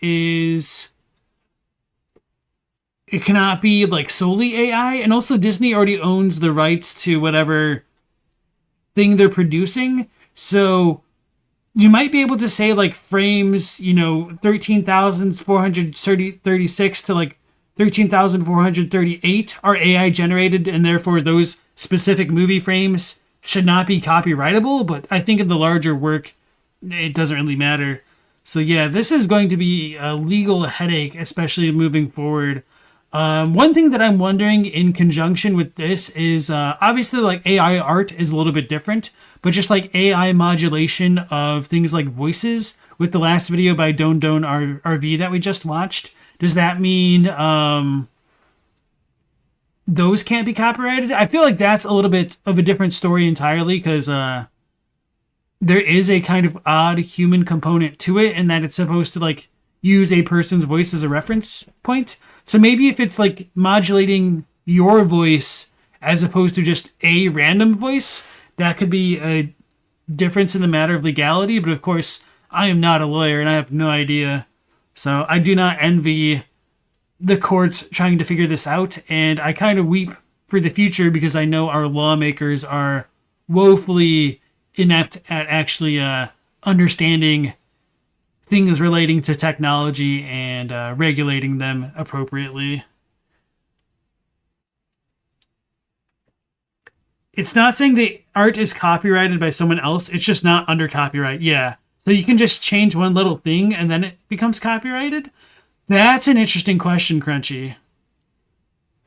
Also helps that the monkey looks super funny in the selfie. The selfie was the humans because the monkey couldn't own anything? Oh, okay. So I guess I just don't know too much about that story. I might need to like look at that one next. AI sing songs videos. I've seen I haven't searched them out, but I've seen random bullcrap pop up on the internet.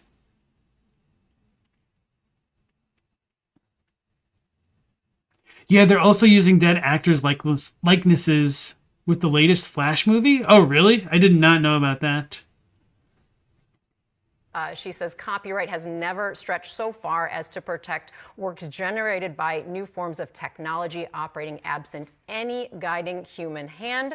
Human authorship, she said, is a bedrock requirement of copyright. Now, I look back into some of the deals so far that have taken place for AI-generated artwork. There was one in 2018 that captured nearly $500,000. So this could be a lucrative area, but in terms of copywriting and getting all of the rights that come along with that to reproduce artwork, not going to happen, at least at this stage. Maybe the Supreme Court will have something to say about it. Really interesting. Yeah, so like what happens if you take that AI-created work of art and copyright to go you just up the saturation manually by like 2%. Is that technically enough of a human component that you're quote unquote making new art? This is such a weird time to be living in. All right, I'm going to look up the monkey selfie copyright dispute since you guys have just like brought this to my attention.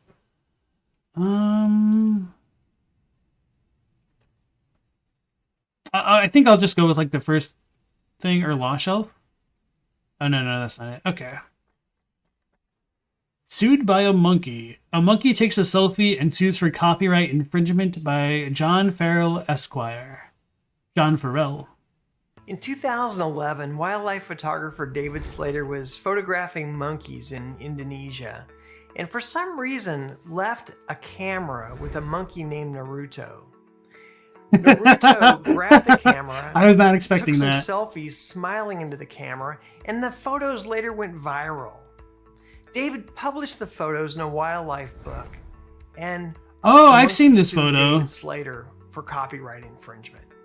Watch this video as we explore the inner. Wait. How did he get the monkey sue David? Okay, that doesn't make sense because it's not a person. How could it have like legal standing? I'm assuming like obviously this wouldn't be in the U.S., but maybe the laws are different elsewhere?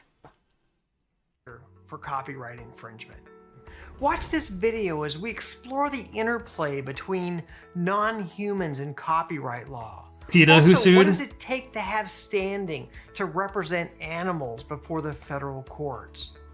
Stay to the end and I'll give you a link to a free download to my book on intellectual property.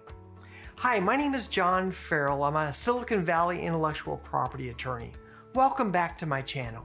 Naruto was a 7-year-old crested macaque monkey living in northern Indonesia when he grabbed David Slater's camera and took... I wonder if he said macaque intentionally to not distract certain juvenile audience members. Obviously myself not included there. The famous selfies that were later published in the book. Now, for reasons that are not completely clear, PETA, People for the Ethical Treatment of Animals, decided to sue on behalf of the monkey, sue David Slater for copyright infringement. Is that even like, I mean, obviously I'm not a lawyer, but is that possible to sue on the behalf of something else? Especially, well, okay, if that something is not being, what's the word? I don't want to say like protected or like guardianized, but I think you guys know what I'm trying to say when they're not like, when something else is not legally acting on their behalf, like their benefactor or executor. If something doesn't have an executor that's assigned to them, do they even have a legal precedent of being able to do that? That doesn't make any sense to me. Hey, says there was a lawsuit where a music company went after a YouTuber who made and released music using AI of a singer's voice. Paraphrasing, a voice cannot be copyrighted, as no one can own a voice, and the music company lost? Huh. Interesting. Yeah, so it definitely does seem like a PETA PR stunt.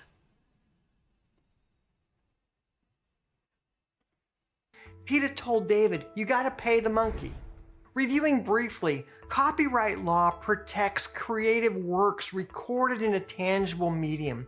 Things like art and music and writing are all protectable under copyright. Okay, yeah, this just seems like one of the most frivolous like law cases that you kind of hear about. And obviously the one about the woman who spilled coffee on herself in the parking lot of McDonald's is often cited that like, oh, this is a frivolous lawsuit, but no man, that woman like really, really got burned and yeah.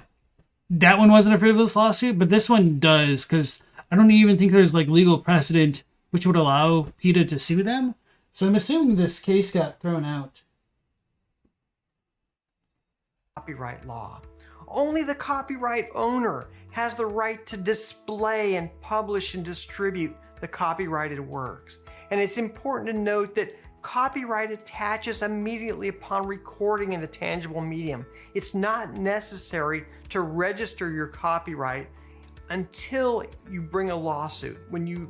So Crunchy says, as far as you know, you can sue for various unethical behaviors even if there's no clear legally recognized victim, like deforestation or animal cruelty.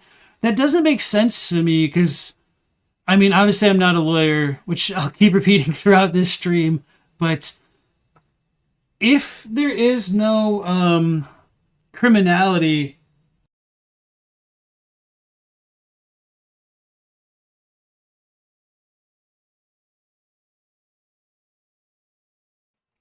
sorry, I just had to deal with the dog. What was I saying? Right. So if there is like no person or individual or like thing being harmed, what like legal authority would you be able to use to take them to court? And it almost seems like, for a civil matter at least, I don't, maybe that's like the difference, but I know like a criminal one should be like forwarded to a DA, like a district attorney or something, the equivalent, right? But I mean, obviously this is way beyond my purview of knowledge. You think liability can be a civil matter? But yeah, but who are they held liable to is my question for something like this. You think there was another dispute about this where the photographer wanted compensation for Wikipedia using the image for the monkey case? See, that one does make more sense to me because at least that one, it does call into the question the actual ownership of the image. And if the person is saying that it is his image, he does have like some legal recourse to pursue enumeration. But for this, I don't know. Okay, going back to the video. File a lawsuit, you're required under US law to record and register your copyright. The copyright infringement case was initially heard in district court and was dismissed. PETA subsequently appealed to the Ninth Circuit Court of Appeals, and the case was publicly referred to as the monkey selfies case. Now, interestingly, PETA argued in the case that they had a special next friend relationship with Naruto, and that animals like humans enjoyed the protections of the Copyright Act. In its 2018 decision, well, I would certainly like for more legal protections to be extended to animals and things like that. This just feels like such a frivolous case. So obviously the first one was dismissed, but I can only imagine that even the appeal got dismissed, but maybe I'll be surprised here. The appeals court roundly slammed PETA for claiming to be a next friend of Naruto, but rather said that Naruto was merely a pawn in PETA's own ideological goals. Furthermore, and importantly, the appeals court affirmed that neither Naruto nor any other animal has the right to sue under the Copyright Act, as the Copyright Act does not specifically say that it applies to animals. And although this may just seem like more monkey business with the court, this case really has broader implications because many have... Yeah, and while this is kind of a terrible comparison, I think it might be the most apt one, where Dred Scott versus Sanford, for anyone who isn't familiar with that case, was the case of a slave owner who transported his slave across like state lines into a state that was like a free state, so slavery was not allowed. And then Dred Scott was like, hey, you took me to a free state, which means I was no longer a slave, and so I'm suing you because you're like infringing my rights. But then, if I'm remembering correctly, the Supreme Court was like, no, man, you're a slave, you're not a citizen, therefore you have like no legal protections, which was a like monumental case which would go on to help facilitate the divide that led to the Civil War in the United States. But I might be misremembering some details there. So with the whole animals, because they aren't citizens of the United States, they should have no legal standing to be able to bring a case to trial, from my understanding. Yeah, you think the monkey being named Naruto is really the icing on the cake? I tried not to laugh every time he says it, because the name itself is funny, but also just like having the most stereotypically like middle-aged white man say it. It's just, it really is the icing on the cake. And then VLimit said, you're skimming through the Wikipedia article right now, and seeing the image right next to its controversy about being on Wikipedia is so funny to you. Have urged that artificial intelligent machines and robots should be able to take advantage of copyright law, especially where they're using their own intelligence, their pseudo-intelligence, to create works of art and independent expression. This case seems to indicate that non-humans are not protected or covered by copyright law. And in fact, there was a recent decision by the US Copyright Office in February 2022, where the Copyright Office rejected the registration of a work created by an artificial intelligent machine. So the question, can a robot or an artificial intelligent machine register a copyrighted work in the Copyright Office under the current Copyright Act? And the answer to this, based on the recent copyright decision and also the appeals court decision, the answer to this is probably no, at least not as the Copyright Act currently sits. And this raises another question with respect to patents that we're going to explore in a future video. Can a robot, can an artificial intelligent machine be an inventor for purposes of the Patent Act? So one question that this raises for me is, what happens if someone hacks your phone, and while you're holding the phone up to your face, they take a photograph of you and they publish the photograph on the internet? Can you claim copyright infringement and have the photograph removed? And shockingly, at least for me, the answer probably is no, because you don't own the photograph. I think he's right here, obviously, and I'm not really trying to disagree with the lawyer by any means, but isn't there also like some protections about your likeness?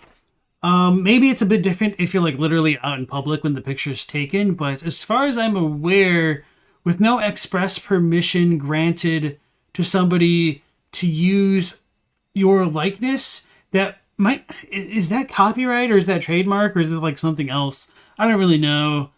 Man, we are really kind of getting lost in the weeds of this legal stuff.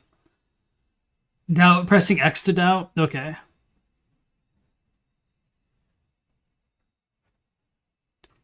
Most of the law tubers are saying we need the next few years for cases to establish precedent about AI stuff. So yeah, I have some other thoughts about this that I kind of want to bring up, but I'll let the video finish before I go into them. Photographer, the person who took the photograph, that is, that made the decision of when to take the photograph, that person actually is the photographer and therefore would own the copyright in the photograph. As I pointed out in some of my other videos, there's just a lot of strange results that come from copyright law. If you'd like... So, yeah, I don't really know too much about this, but like, isn't voyeurism like expressly illegal? Like this, we already have precedent about this. So can somebody obtain a copyright over an image that was obtained illegally? Maybe hacking a phone is definitely illegal. So I feel like this dude is just really off basis here, but I don't know. Movie stars do trademarks for their likenesses, and they can't use Sigourney Weaver for Ripley in games because she owns those rights, while the movie studios owns the character's rights. Okay, yeah, that's what I thought. But I mean, most private individuals don't have like trademarks already established for their likenesses, but I still think there are like some legal protections. And I feel like this goes off into the realm of like voyeurism, which is a little probably, I assume, more tenuous legally than like a public photo, like you're saying, El Gusto. It's like saying you can't bring someone to court for theft because it's no longer yours. I feel like that's a little bit different, but I know what you're talking about, though. Crunchy says, AI is actually clearer because the computer code can't even be conscious, unlike animals. But then there's the question of whether using AI programs in tandem with conscious direction is legally equivalent. Right, and that's something that I'm going to mention in a moment here. If you'd like to learn more, please download a copy of my book on intellectual property. I'll put a link in the comments section below. Okay, that's really all I have to say today about monkey selfies and Naruto versus Slater. If you have questions about the case or questions about copyright or intellectual property law, put them in the comments section below. I'd love to hear from you. Otherwise, I'll see you next time. Right, so that was interesting and informative. I now know more about a monkey that took a selfie of itself and got PETA to allegedly sue on behalf of them, which is kind of preposterous. So anyway, with all of this AI stuff now, I wonder like how much of a slippery slope we're really on, because, you know, this is going to be a hypothetical, which I'm assuming is kind of sort of true. But when you look at the situation of like CRISPR,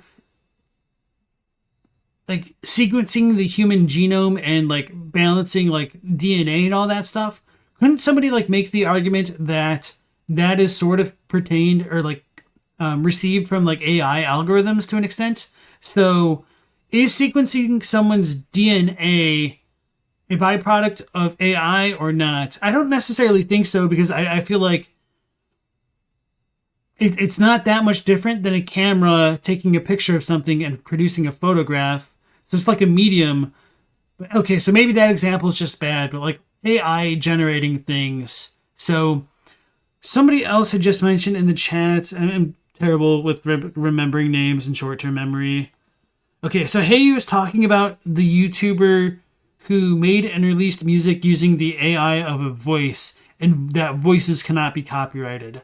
That's kind of strange to me, because like on one hand that makes sense, but it does also feel like they are kind of infringing on somebody's like trademark of their own identity.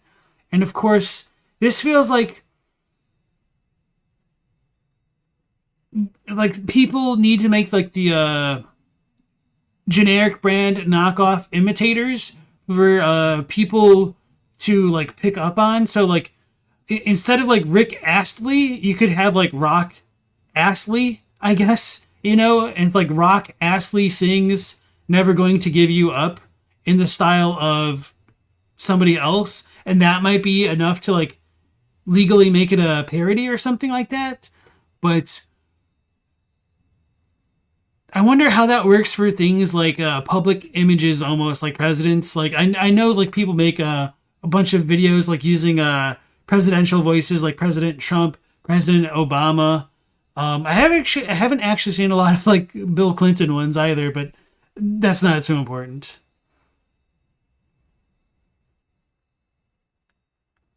Can you make a legal case that your likeness is something that you spent labor and aesthetic direction on, making it a work of art and thus copyrightable? I don't know about that, because I feel like you have to copyright something that actually exists as like a medium, and I don't know if a likeness can fit under that. So that might be like the difference between like a trademark and a copyright, but I just don't know enough about that. Your hair is art. You need to post a picture, Crunchy. And then once I steal that picture and like show it on stream, then you sue me, and then yeah, it'll be all full circle. Rock Astley sounds like how an anime would parade Simone. Stella says, that's how they found the Golden State Killer. Wait, with what? They argued that not one voice is truly unique, as anybody can sound alike. I mean, legally, I think they are technically right, and I don't dispute that logic. but I think it probably becomes a bit of a legal quagmire to market it as somebody else's voice. But I mean, there is room for that to be covered in like copyright because of like the parody laws. So it'll be really ironic if like this video gets copyright struck because of this. All right, but ProZD is a voice actor, and he made a parody video of singing Cruel Angel's Thesis with the voice of Goofy. So obviously he's not the voice of Goofy, but he's singing in the style of Goofy in this very silly video here.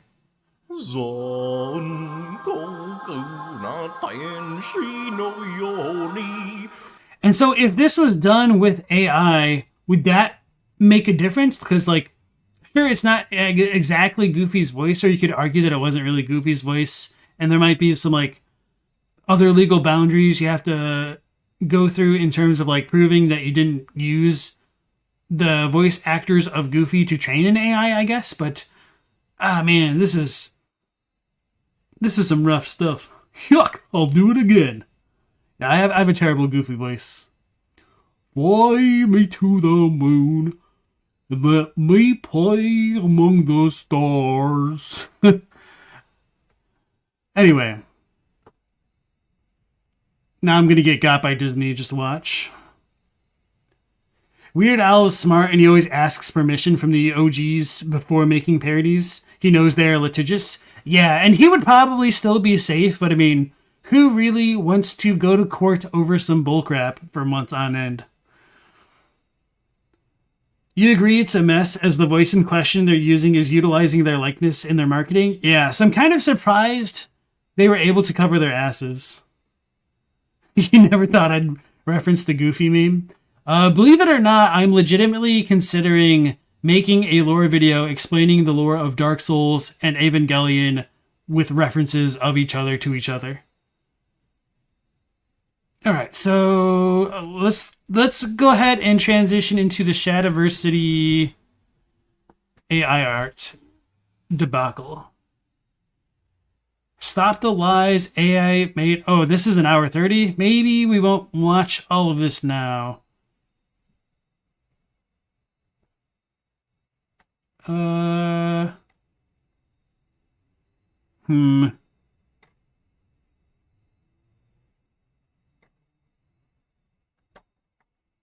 Gorsh. Smotown recently told you he knows nothing about Ava. That blew your mind with his excitement for Armored Core. That is kind of really surprising. Solar... Hold on. This damn heart thing.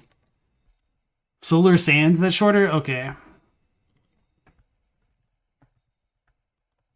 If this like all comes to nothing, I'll just do the Legal Eagle video instead. Weird titles, doomed to be replaced. What will AI replace? That doesn't seem quite right. Is AI art theft? Okay, I think this one sounds good.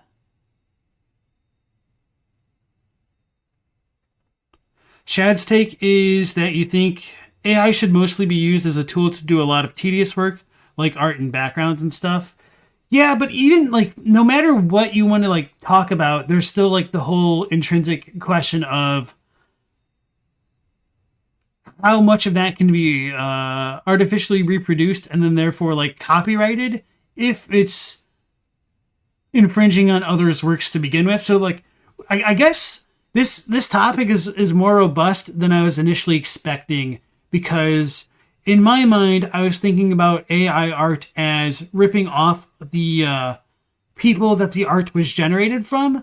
But now my horizons have been expanded in like thinking about the consequences of trying to market that AI produced work and whether or not that can be copyrighted. So, oh man, deep topics. Okay, so doomed to be replaced is AI art theft by Solar Sands.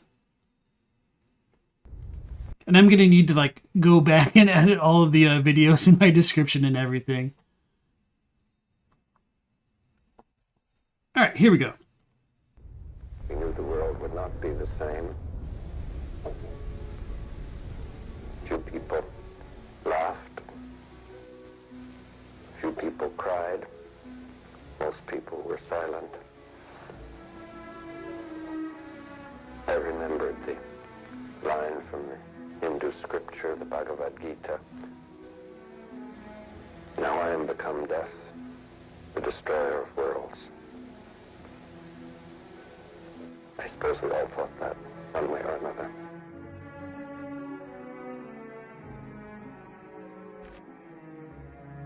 It may seem a bit dramatic to compare nuclear weapons with AI-generated art, but I assure you the comparison is apt. I believe we're...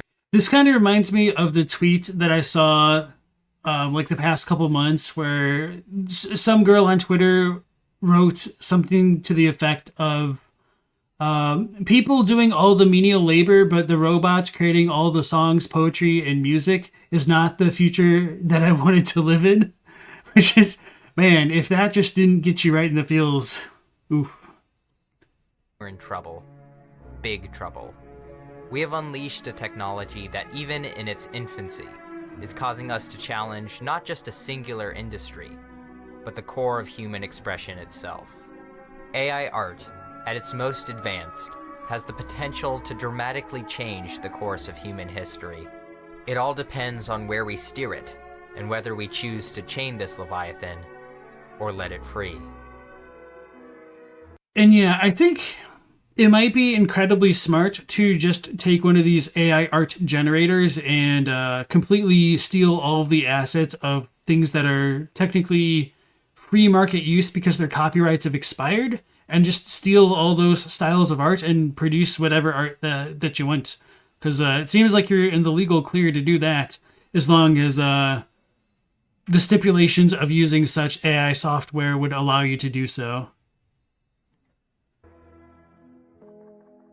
2 years ago, I made this statement in a video that mentioned, among other things, the future of AI art. Artificial intelligence in the future will have the capacity to outperform humans in art on a technical, objective level. And when that happens, we may still have abstraction, stylization, and emotional resonance to keep artists afloat for a few more decades. But when AI eventually gets so good that we aren't able to distinguish human art from computer art, I don't even know what's going to happen. Some people called me an idiot for saying this. They said it would never happen. Even then, I thought it was a little far-fetched. But now I realize I was in fact overly conservative in my estimates. Yeah, this doesn't necessarily surprise me, but it is kind of funny just how on the cusp of pointing all this out he was. And maybe I have a little bit of a doomer take in not being totally surprised at like the wave of AI. And in addition to my doomer takes, I have a little bit of a boomer take where I just kind of don't like it in general, just because like it seems, I don't want to say something like cliche is like inhuman, but it feels, for me at least, like using AI stuff, it just kind of feels like sterile or like disinfected or something like that, where I don't know. I can't really articulate this super well. Legality aside, you still feel like there's a morality issue as well. No matter which way you put it, you're still stealing.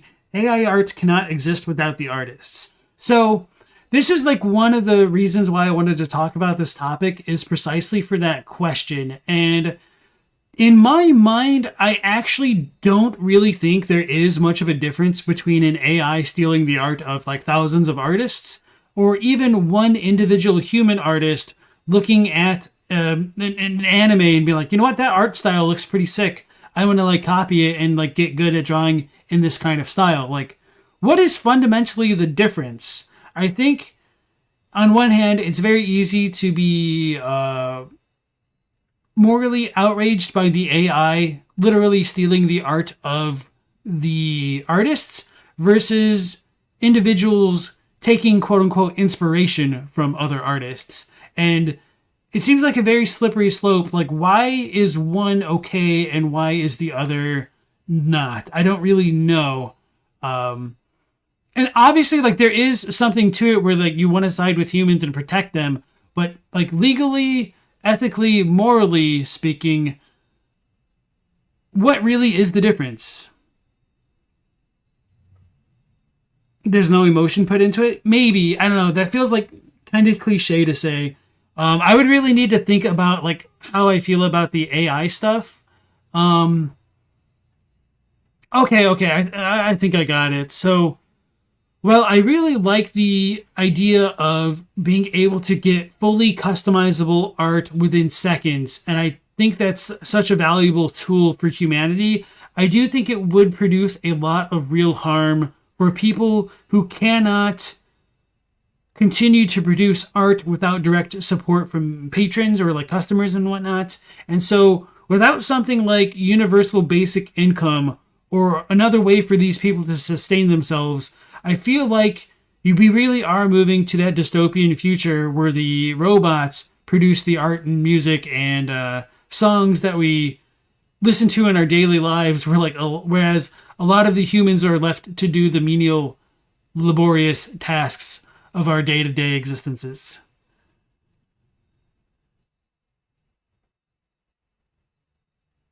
Stella thinks, whatever your opinion is on forgers, they have an incredible amount of talent to do it. Yes. It is a much more sophisticated referential art in an extreme degree. One part of it comes down to who the artist is. In the case of a human artist, the artist is the human. In the case of an AI artist, the artist is the owner of the AI. It's a little bit arguable, but I kind of see what you're saying. Humanity really is irrelevant. It's a matter of who wields this power, and the answer is the ownership class, which means it is wielded against the working class. I don't even really think you can justify it that way in terms of like class warfare. And obviously, I think this is kind of more of an issue of like capitalism. And what I mean by that is I don't think like a billionaire is like greedily rubbing their hands together to just step on the throats of the starving artist.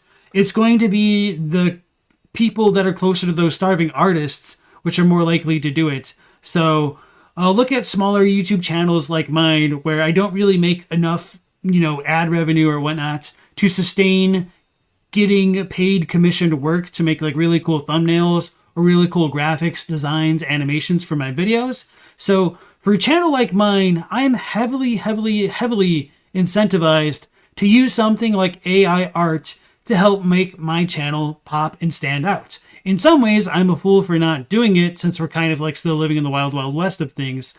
But I know other content creators like Aridin, they have used AI generated art for some of their thumbnails. So let's go ahead and pull this up. May as well. I'll do a new tab. Where's my mouse? Okay. And I'm not like trying to poop on Aridin specifically. His is just the first channel that I think of because I kind of know that he's used AI art. I'm assuming some of this stuff might be, but his Pyromancer video in particular, I do know that he said he used AI art for the thumbnail. And I think this thumbnail looks fantastic, but I wouldn't be able to comfortably, I could, but I'm stingy, so I'm not going to pay potentially like 3 different artists to come up with 3 portraits and give them like feedback of like what I want touched up, all that other stuff. So I'm heavily financially incentivized to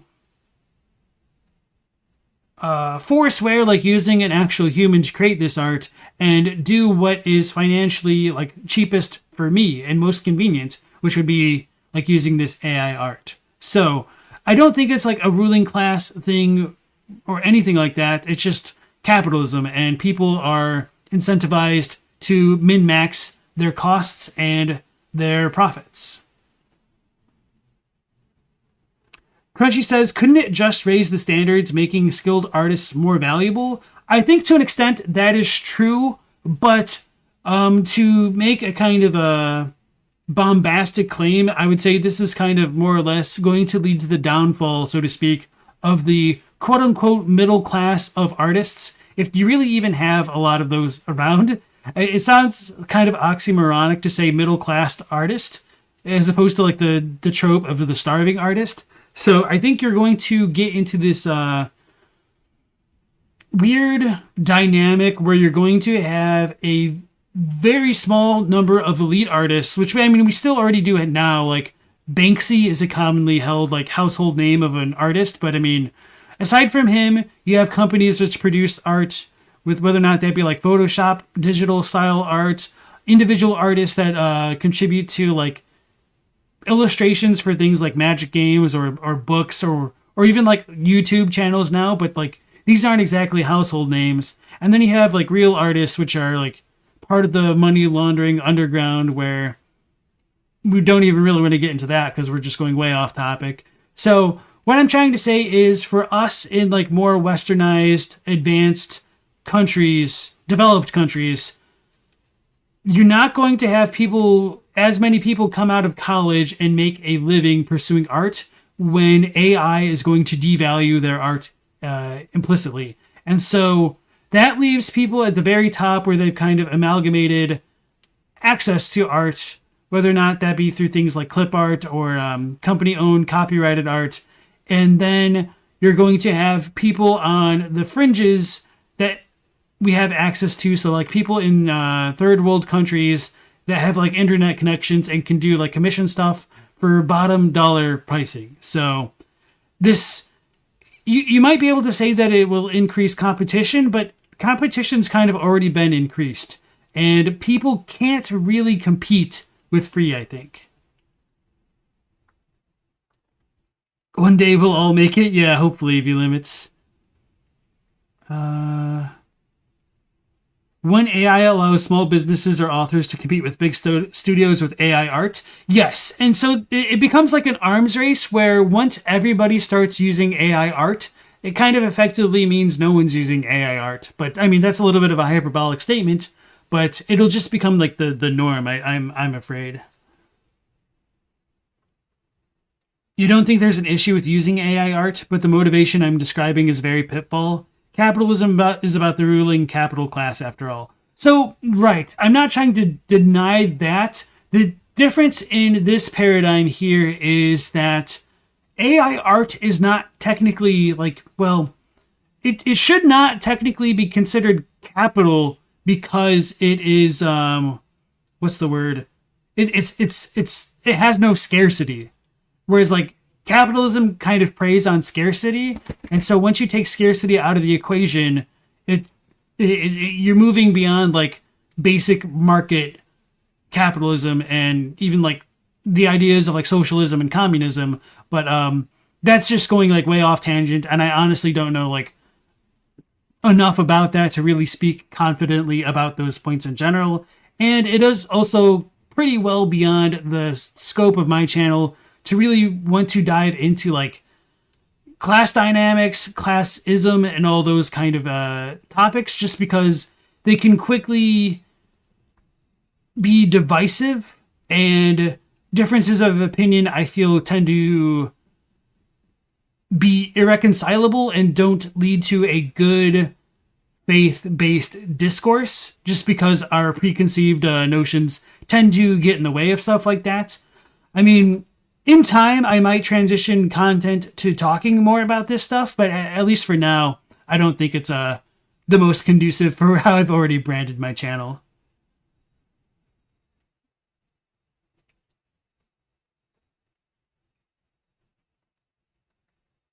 There have even been tests for AI for law acting as a judge. Yeah, and that stuff is even more terrifying because apparently like ChatGPT has been like citing false cases because it can't tell like what's reality and what's not. It's just a like a Mad Lib essentially with a ton of formats. Anyway, I'm gonna start Flame Wars. It's all good. Clown Scum just won't support AI art at all until someone can give you proof it isn't just masking together already made artworks, or mashing together already made artworks. Well, that's kind of the weird thing because I think one of the most poignant quotes I've ever heard is, "What is originality? undetected plagiarism. Like, there's a huge level of truth to that statement, even though it seems a bit of an exaggeration and hyperbolic on its own. It's stupid how many people are using ChatGPT to combine AI voices to make random videos on YouTube. It's so obvious. And this is a problem that's only going to get worse as the technology gets better. You're going to have... So, okay. For a silly example, if anybody's ever played an MMO like RuneScape or WoW or anything, really, any online game, what happens to the player-driven market economies in these games? They get completely derailed by gold farmers and like bot farmers who sell gold. So what is to stop somebody from making a bot farm on AI content when it's almost indistinguishable from real content? This is going, I guarantee you can mark my words now, that if this is not already happening, which I'm sure it is, as you guys are like kind of alluding to, in the next couple years, we are going to have an absolute flood of AI-generated content on YouTube that is siphoning away ad money and all this other stuff. So we are desperately in need of heavy-handed regulation. But even if we make that regulation, we're going to run into the issue of being able to, one, detect any people who kind of break these rules, and then two, like prosecute them and like capitalize on that and punish them accordingly. It's just, oof. It's already happening on YouTube Shorts, you think? I believe it. Wait until humanity creates the first Matryoshka brain if you think AI is a problem. All right, so anyway, now that we've gone off on these soapbox tangents for so long, let's go ahead and dive back into the video. I think the lesson to be learned from this is we need to stop with the never statements. As far as I'm concerned, no one should be confidently saying anything will never happen when it comes to artificial intelligence. Some things can be unlikely. Some things can take lots of time, more time than within our lives. But never? It's time we stopped being so sure of ourselves. If you think AI can never replace your job, never be good enough to fool you, or never become indistinguishable from a human mind, if you think AI will never be able to figure out every detail of your personality and every desire you have, and will never be able to generate a lifetime of customized experience after customized experience until you succumb to a prison of pleasure served on a perfectly modeled and rendered silver plate, I've got some tough news for you. No one has the slightest idea what will never happen. Yeah, I definitely agree with what he's saying here, and I wasn't originally going to stop it, but I guess I need to bring back up the gold seller dilemma of World of Warcraft or RuneScape, just to kind of parallel it to what can go on with YouTube. So as I was saying that these MMOs have bots which scrape content to create gold, which they can sell at third-party websites and whatnot. Something similar, I guarantee, will happen to YouTube, where once AI-generated content becomes indistinguishable from man-made content, they're going to siphon away an unfathomable amount of resources from human content creators to these bot market accounts. So that way, essentially what is going to happen is it is going to become ever increasingly more difficult to make it as a content creator on this platform. And that's going to be because of a kind of pseudo-inflation of the amount of content that is being generated. So if a rising tide lifts all boats, that's kind of, this is kind of the wrong example to like bring that up with. Let me try to think of it another way. Hopefully you guys are picking up on what I'm saying. Yeah, so even if we integrate it with everything, I mean, I obviously feel like it's going to be inevitable at some point, but this is going to dramatically impact the kind of environment that YouTube or even like the internet in general is going to have in the future. And I don't think we're really prepared for it. And honestly, before like talking about this subject in this like stream that I'm doing now, I wasn't as fatalistic on my viewpoint as I am now, is just because of like me thinking about this as we're like talking about the topic. A big enough rising tide floods all shores. Maybe that's a good way to say it, Beans and Rice. The best human artists in the future will be using AI like modern artists use brushes, all to make grander works like a conductor. See, that's why I feel like sometimes I have acute dyslexia when I misread grander as gender.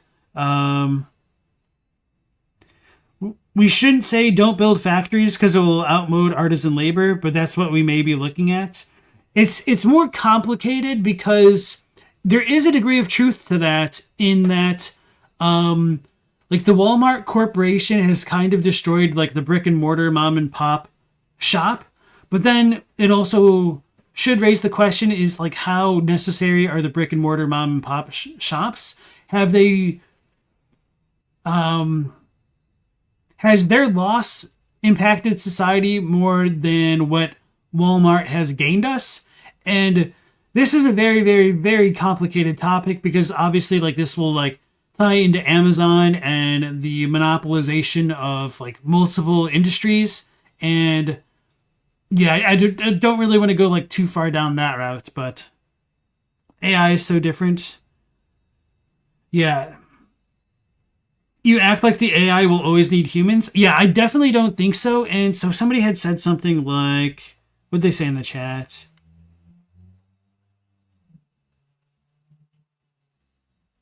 Oh, Conscom said AI cannot exist without human artists. Artists won't be replaced because it's literally stealing from already made pieces. So, okay, let's do our cool little MS Paint comparison, because I did want to touch on this point. So, I do understand where you're coming from. However, I think it's a little bit of a simplistic outlook. So let's do our whole shape maker type thing and fill this in with a solid color. We make a yellow circle, and you could say like this is like the whole of human art and whatnot. And then let's make a blue circle to represent like AI, like starting to infringe on it. And so when you get, oops, all right. When you get yellow and blue, you make green.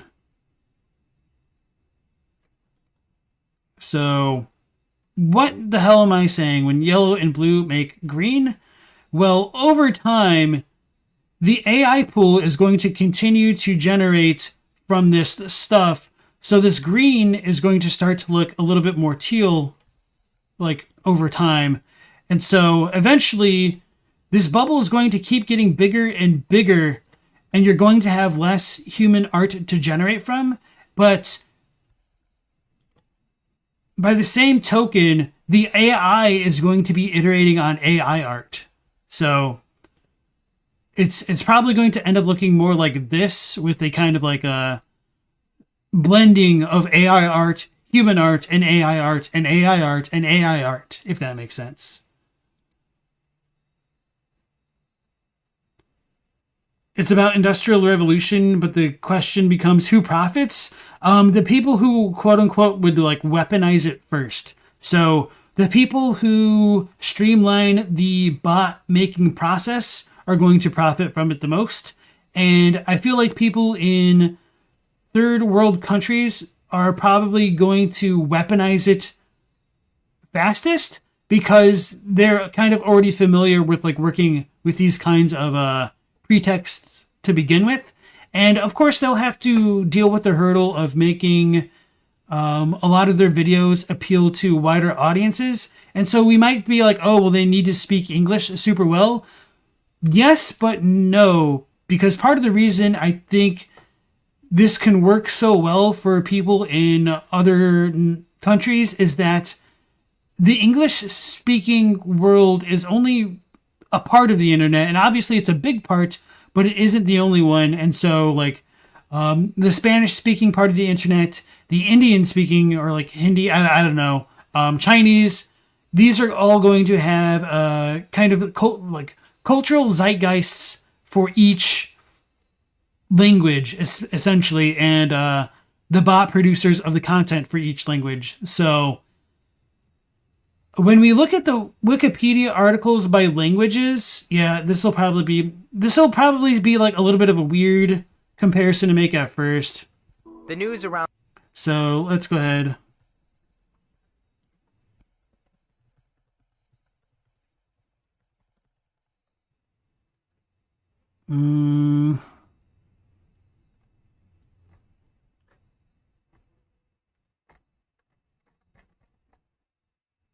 Multilingual statistics, maybe this will be it.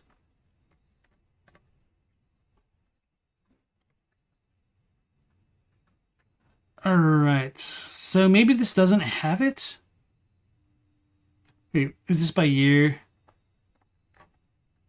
So I know in terms of all of the kind of Wikipedia articles created, hold on. Oh, this is like way old. Article count monthly totals current. Is there no way to like order this? Oh man, this is terrible. Anyway, I've seen a post where I think it was like Vietnamese or like some random like dialect of Tagalog or like Filipino, whatever you want to call it. They have like this like top 5 amount of articles like listed for that language, which is like, wait, what the hell? How does this dialect of a language have way more articles written than like languages with population sizes like over 1,000 times larger than this language? And the answer is like there was literally just one dude who made a bot program to like essentially Google Translate all the English Wikipedia articles into its language. So tying that back into AI, it doesn't necessarily have to appeal to the West to still generate profit. And so it's just a quagmire to use a non-colorful language to fall down this rabbit hole. Whoever can host the most bots, yes. You like this idea of democratizing? Well, after a while, like I said, it's going to be an arms race, and whoever can host the most bots is going to win. Which, I guess we could compare it to like Bitcoin to a certain extent. And sophistication, you'd say, is where the argument stems from. Yeah. And so between who can ever make the most sophisticated AI, they're going to win. But the thing is, they're just going to get ripped off because of like that's just the nature of intellectual property. It's very hard to reverse engineer what is being produced by an AI versus a human, or even somebody using somebody else's AI arbitrarily. Anyway. You used to speak Tagalog, but you forgot most of it with disuse.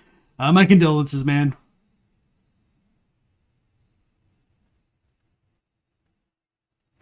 The sophistication of how references and production are utilized, much like how there's a vast differences of sophistication between using AI voice and clipping voices together for YouTube poop. Yeah. Stella misses when crypto was pretty much just used for legal things. Why, Stella? What were you doing with all that crypto that you've been hoarding?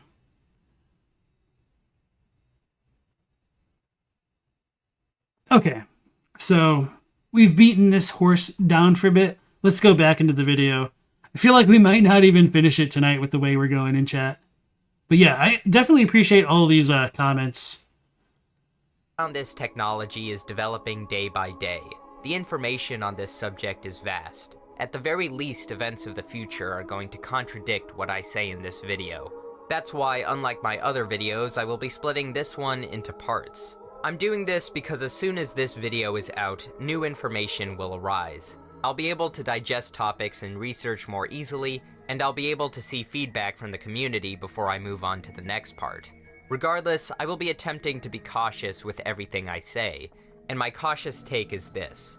Artists seriously need to pay attention to AI art. This is not something to scoff at. The future of all artists depends on it. Computers may one day replace us, but before that happens, you can always make your internet experience better before the impending doom. This video is sponsored by Atlas VPN. Atlas VPN is a digital tool that encrypts your internet traffic and hides your location whenever you browse the web. This makes it more difficult for pesky third parties to track your online activities and steal data. Right now, Atlas VPN is running a big discount. You can get a 3-year subscription for just $1.99 a month with a 30-day money-back guarantee. But you better hurry. Atlas VPN is supported on all devices, is easy to use, and has one of the more tolerable corporate art styles. Mr. Blueberry Man and Elongated Grape Man or whatever will help you with whatever data needs you have, such as a data breach monitor, where you can put in your email and Atlas VPN will search the web and see if your email has been used in any scams or breaches. One of the more intriguing features of Atlas VPN is access to regional content. Want to see what people are watching on Netflix in Poland? Well, you can. Or better yet, if you want to access content that is not available in your country, you can change your location. I've used a lot of VPNs before, and boy, this sure is one of them. Once again, if you hurry now, you can get a 3-year subscription for just $1.99 a month with a 30-day money-back guarantee. Link in the description. Jesse. Yeah, El Degusto says, you think it's more that we will uplift ourselves with tech, and will there be more and more indistinguishable between organic and non-organic tech? So, I don't disagree. I think the broader issue is the sustainability for this for the average user and the consumer. And so, with so much being automated and kind of the realm of maybe social sciences or whatever you want to call this, being subject to replacement by technology being extremely unexpected, I do kind of feel like there needs to be a bit of a paradigm shift in how people produce wealth or like how wealth is produced for people or for like countries in general, if so much of it is going to essentially get funneled into specific hands in terms of like the people who control AI and technology. So whether or not that be like manual technology with like robots and like factories, or even like these humanities and their AIs. So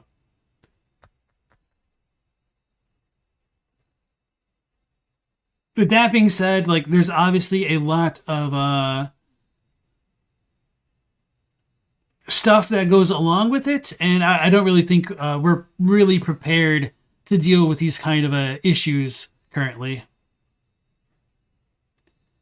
Crunchy asks, what's the difference between AI and something like color grading in Photoshop? Is it a difference of degree or type? So that is a good question, and I feel like obviously to color grade something to begin with, you need to have a reference photo, right? And so the issue is, where does your reference photo come from? So with an AI, it's allegedly scraping together the art of one or multiple individuals to create something which isn't owned by anybody, but is more or less derivative of other works, which feels like an intellectual property infringement. And of course, intellectual property is its own can of worms, and I do think there's like a lot of antiquated things that go along with it, and we should update the system. But of course in the US, but no matter what we do, we're only one country, and this kind of almost needs to have like a global initiative, and it's almost like never going to really work, and people are going to work around it. But I mean, that's just kind of like going a bit off topic based off your question. So I do think you have a point in like barely modifying a picture and changing it. So that kind of like goes back to what I was saying before. Like if you have a picture of like whatever, okay, I'll just like draw a stick figure. So With this terrible stick figure, really looks like a messed up hanger more than anything. If an AI generated this art, it cannot be copyrighted because a person didn't produce this, right? So let's just say I modify it to add a pixel over here, like literally just one pixel. Or maybe I make the pixel this way, where it doesn't really produce any discernible difference. Does this now become human-generated art, even though it was originally generated by an AI? I feel like those are some of the questions that are going to be brought up probably in the near future, legally speaking, but yeah, I don't know.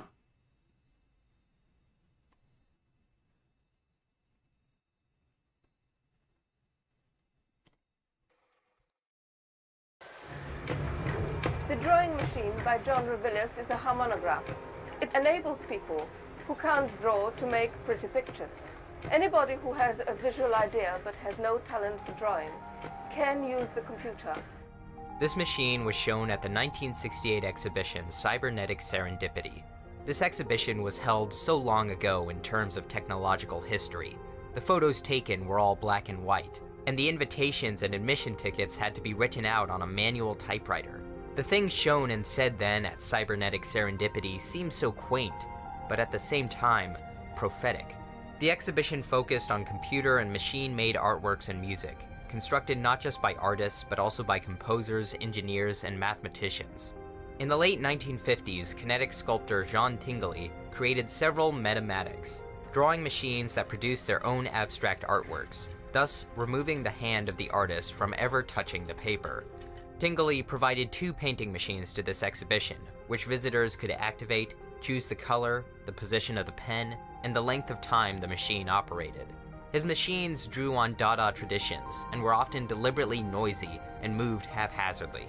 Many have considered these machines to be a powerful satire of artistic production in the machine age. Their inelegant automation and clumsiness highlights the limitations and the arrogance of trying to mechanize every aspect of our lives.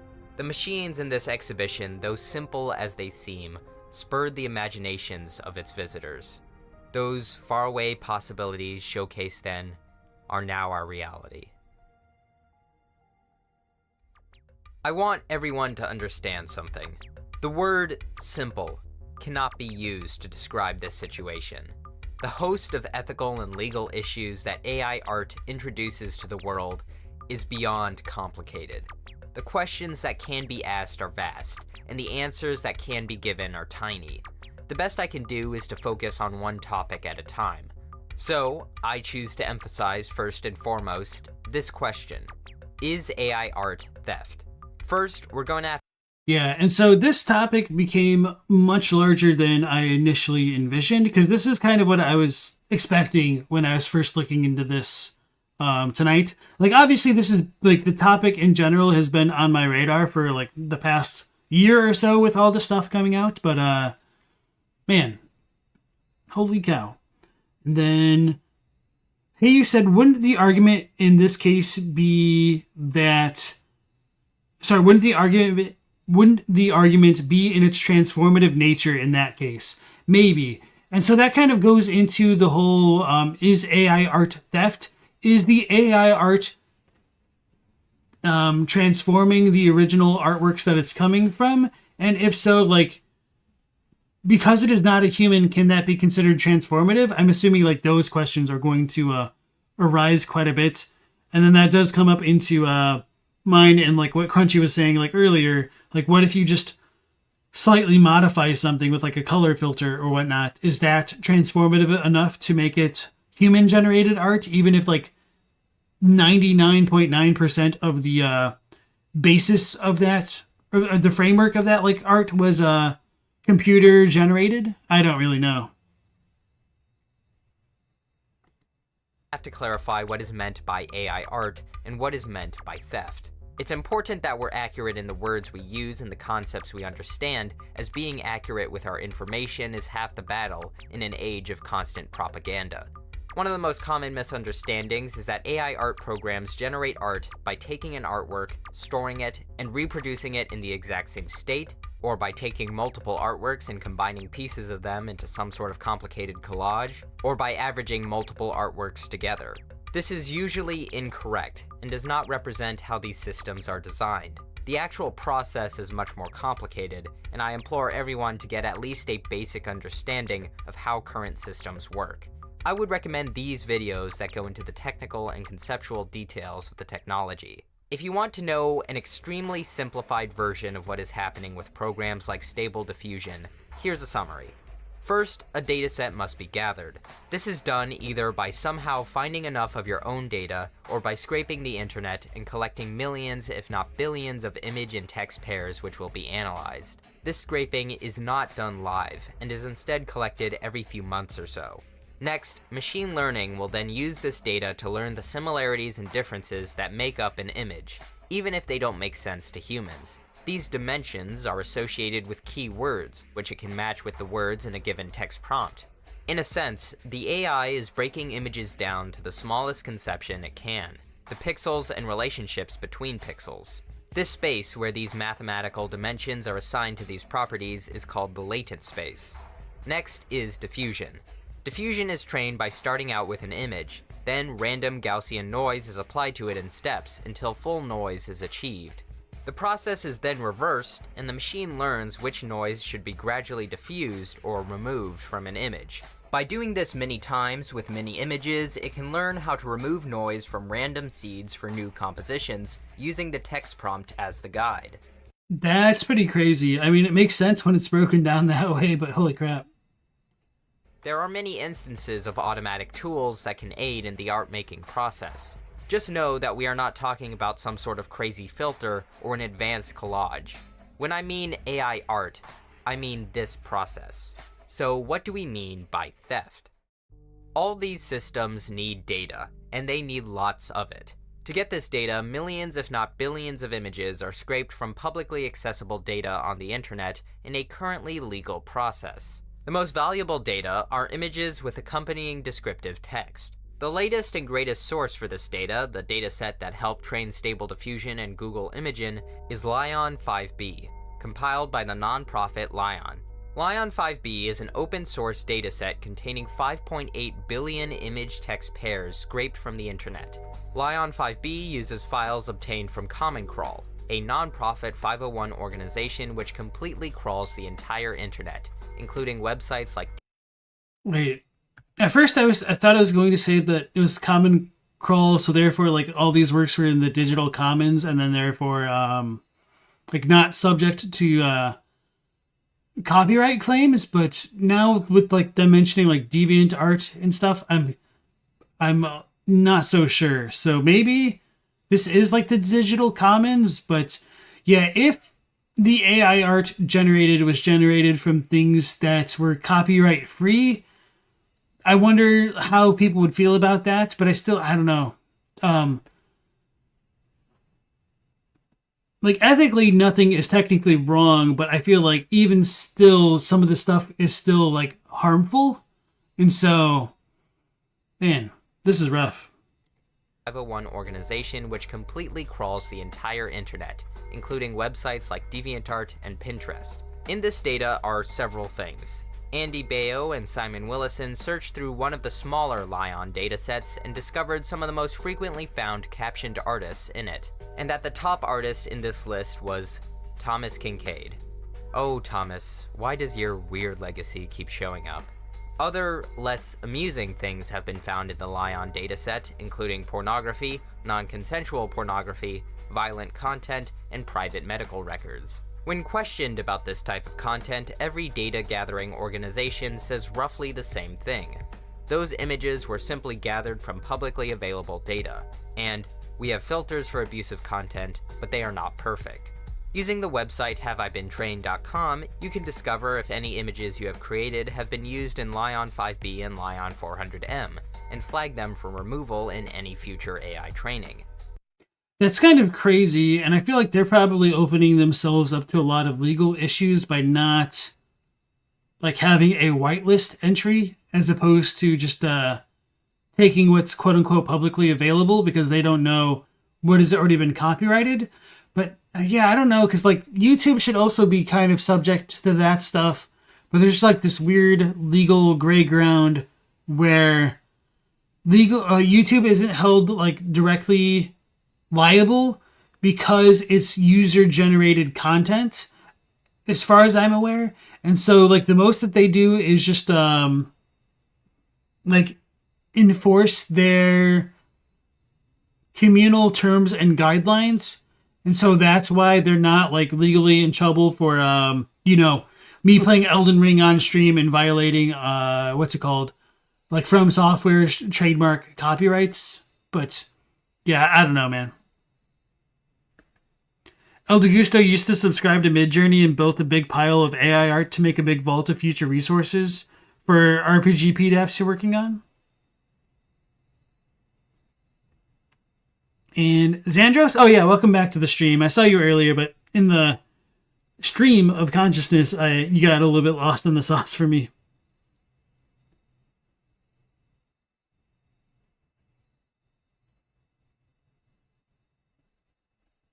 Okay, going back to the video. The big problem is ultimately no one has curated these datasets. You simply cannot sift through 5.8 billion images very easily or quickly. Because of this, the origins and intellectual property rights of the data sources are largely unknown. What is known is that AI art programs such as Stable Diffusion, Midjourney, and Google Imagen have been confirmed to use copyrighted images in their datasets. The very first... And that's kind of the biggest issue for now, but even if they did use copyright-free images, would that still make it morally okay to use AI art? And of course, obviously, I feel like that's more of an individual answer. And I'm assuming that many, if not most people would say, yeah, it's okay, but I don't know. Because it still does eventually create a large amount of harm. Well, I don't know, because this is kind of a silly argument, because it's like, if you want to protect artists by forbidding this technology, it really isn't that much different from saying, oh, we should not invest in green renewable energy or like nuclear energy just so that way we can keep coal miners digging in the coal day and night so that way we could generate more electricity. So yeah, I don't really know how I feel about this. First question underlined. Yeah, you can't really bottle this particular genie or put the cat back in the bag. Ions frequently asked questions concerns whether their dataset respects copyright laws. Lion datasets are simply indexes to the internet, lists of URLs to the original images together with the alt text found linked to those images. While we downloaded and calculated clip embeddings of the pictures to compute similarity scores between pictures and text, we subsequently discarded all the photos. This is the rationale you'll find behind these companies. It's difficult to blame them on anything because they'll simply point to the hyperlinks that have the unethical materials. And simply put, linking to things is not infringing copyright. Now, as OpenAI has admitted, sometimes their AI does reproduce images instead of creating new ones. This is called overfitting, and it is not the goal of these systems. According to OpenAI, these regurgitated images were almost all simple vector graphics, and these vector graphics had many near duplicates in the dataset, such as a clock with arms at 1 o'clock, 2 o'clock, 3 o'clock, etc. So the machine would memorize this particular clock's appearance and reproduce it when prompted. A process of deduplication of the data had to be performed, which OpenAI claims has fixed the problem. This is why very famous images can seemingly be recreated perfectly by the AI, because there are so many duplicates of them put into its training data that it can copy it almost exactly. It is unclear exactly. And obviously that's not like a one-for-one thing, but that is remarkably close to the original.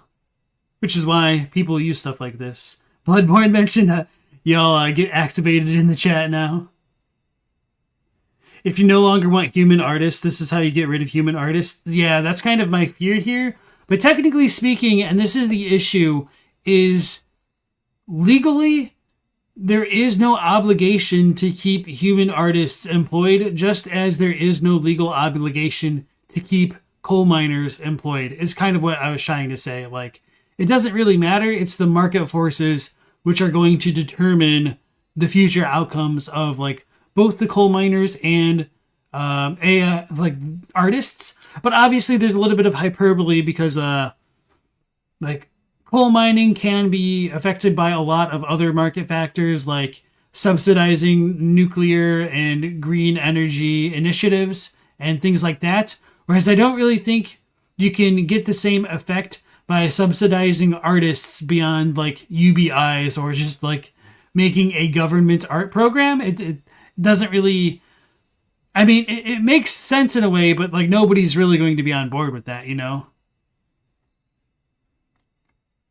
How often this happens, but in Stable Diffusion, putting in the name of a specific artist or painting can produce nearly the same image that exists in the training set. Duplication of images and training data is not the only culprit that results in overfitting, but it is a big one.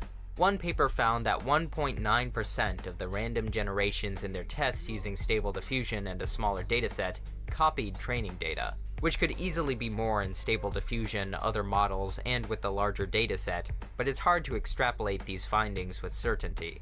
Just remember that in posts like these, it's unlikely this is memorization as a result of typing in a prompt. This is likely using image to image, which makes the AI simply alter the image slightly, which is no different from regular art theft by just using Photoshop to alter an image slightly. The blame in this instance would be more appropriately aimed at the user rather than the AI. Okay. Oh man, that's a doozy. Okay, so the Stable Diffusion thing kind of makes sense in that, like, you could argue that that isn't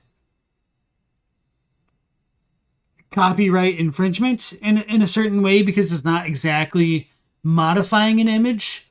It's kind of reproducing it with slight differences.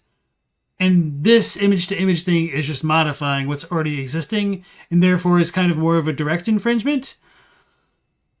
So, like, either way, like, the end outcome might look like the exact same picture whether you use Stable Diffusion or image-to-image, but the processes are different, and therefore that could have, like, a difference in, like, their legal bearings. That is kind of trippy and mind-blowing, but it makes a ton of sense as well. All right, so who said it?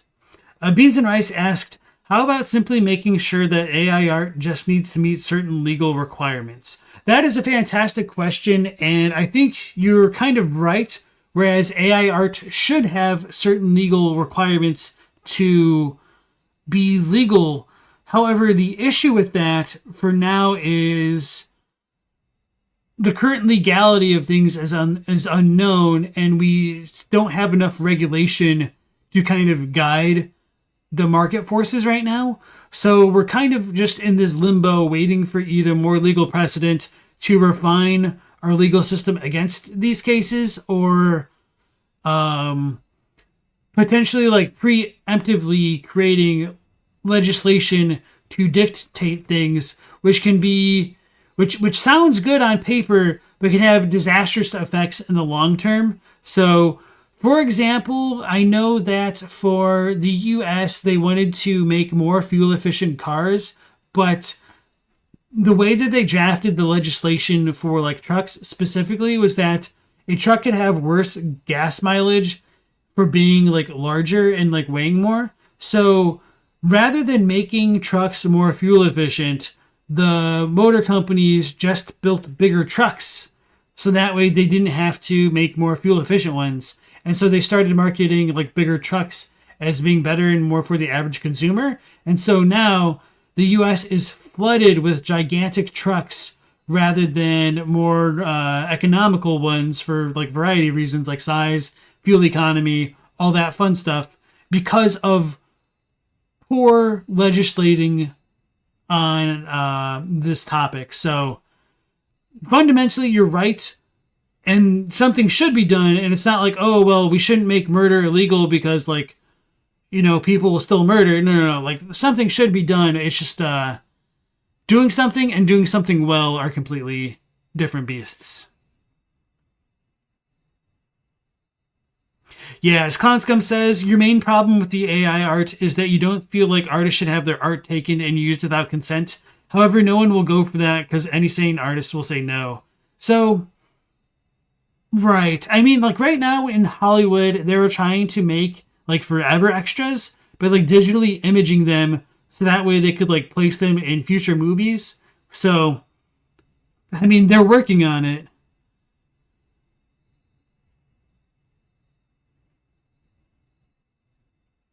And now we have higher rates of pedestrian fatalities, yeah.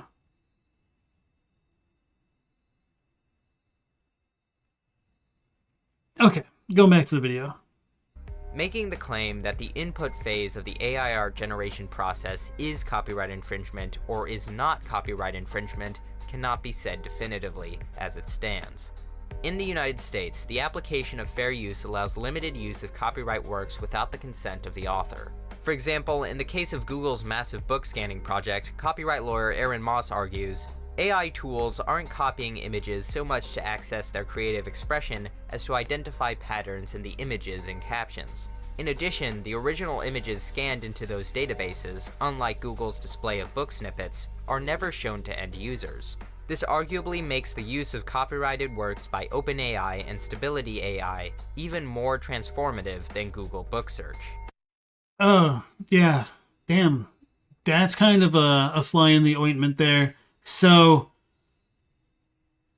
for a copyright to be infringed, you would need to, like, monetize it in a certain way or, like, show it to somebody else to, like, show the work. But they're saying because these images are just being used to train the AI, they aren't being shown to an end user, and therefore the AI is transforming the works and they're no longer related to those works because they're not infringing the authors of like any profit or something along those lines. So like, let me try to simplify this further if I can. I mean, obviously he said it very well here, but it's just kind of is worth repeating that fair use means I can watch like a library. Oh, hold on, let me rephrase this. Fair use is all of us like watching a video on YouTube and not having to necessarily pay whoever created that video directly to being able to like watch that video because it's like a private thing. Like I am because I'm like broadcasting this. I'm a little bit of a different case, but you guys individually are not kind of like profiting from this interaction, which I think is what they're trying to argue with their AI. Like they're not taking the art and directly reproducing it for others to look at. They're taking the art to train their AI, and whatever the AI spews out after the fact should be disambiguated from what was used to feed it. So, yeah, man. It's crazy.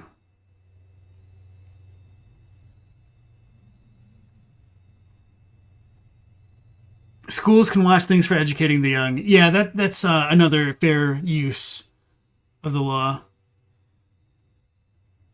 Reminds you of how studios felt about home video. They wanted to charge everybody. Yeah, that's true. Yeah, so it's kind of like the same thing here where like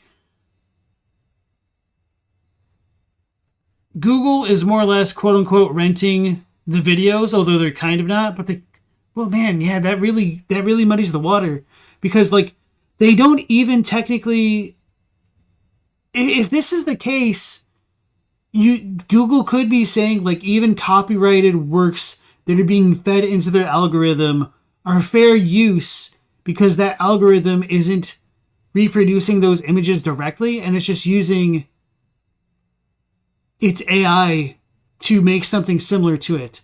Man, oh my God. And I thought this was complicated before like 10 minutes ago and oh man. At the end of the day, generally, the machine learning phase is copying large amounts of data to produce something different. But transformation is only one part of fair use. For example, the effect of the use upon the potential market for the copyrighted work must also be considered. If you can't see how creating hundreds or thousands of works that mimic an artist's style and identity almost exactly might impact their future income, well, you might want to start paying attention. Furthermore, copyright lawyer Neil Turkowitz points out that in order to permit authorized use of copyrighted works to train AI, this use must satisfy 3 conditions to be an exception from required rights compatible with international law. 1. Exceptions must apply only in certain special cases. 2. Exceptions must not conflict with the normal exploitation of a work. And 3. Exceptions must not unreasonably prejudice the legitimate interests of the author. Again, as you can imagine... Alright, so this is going to be...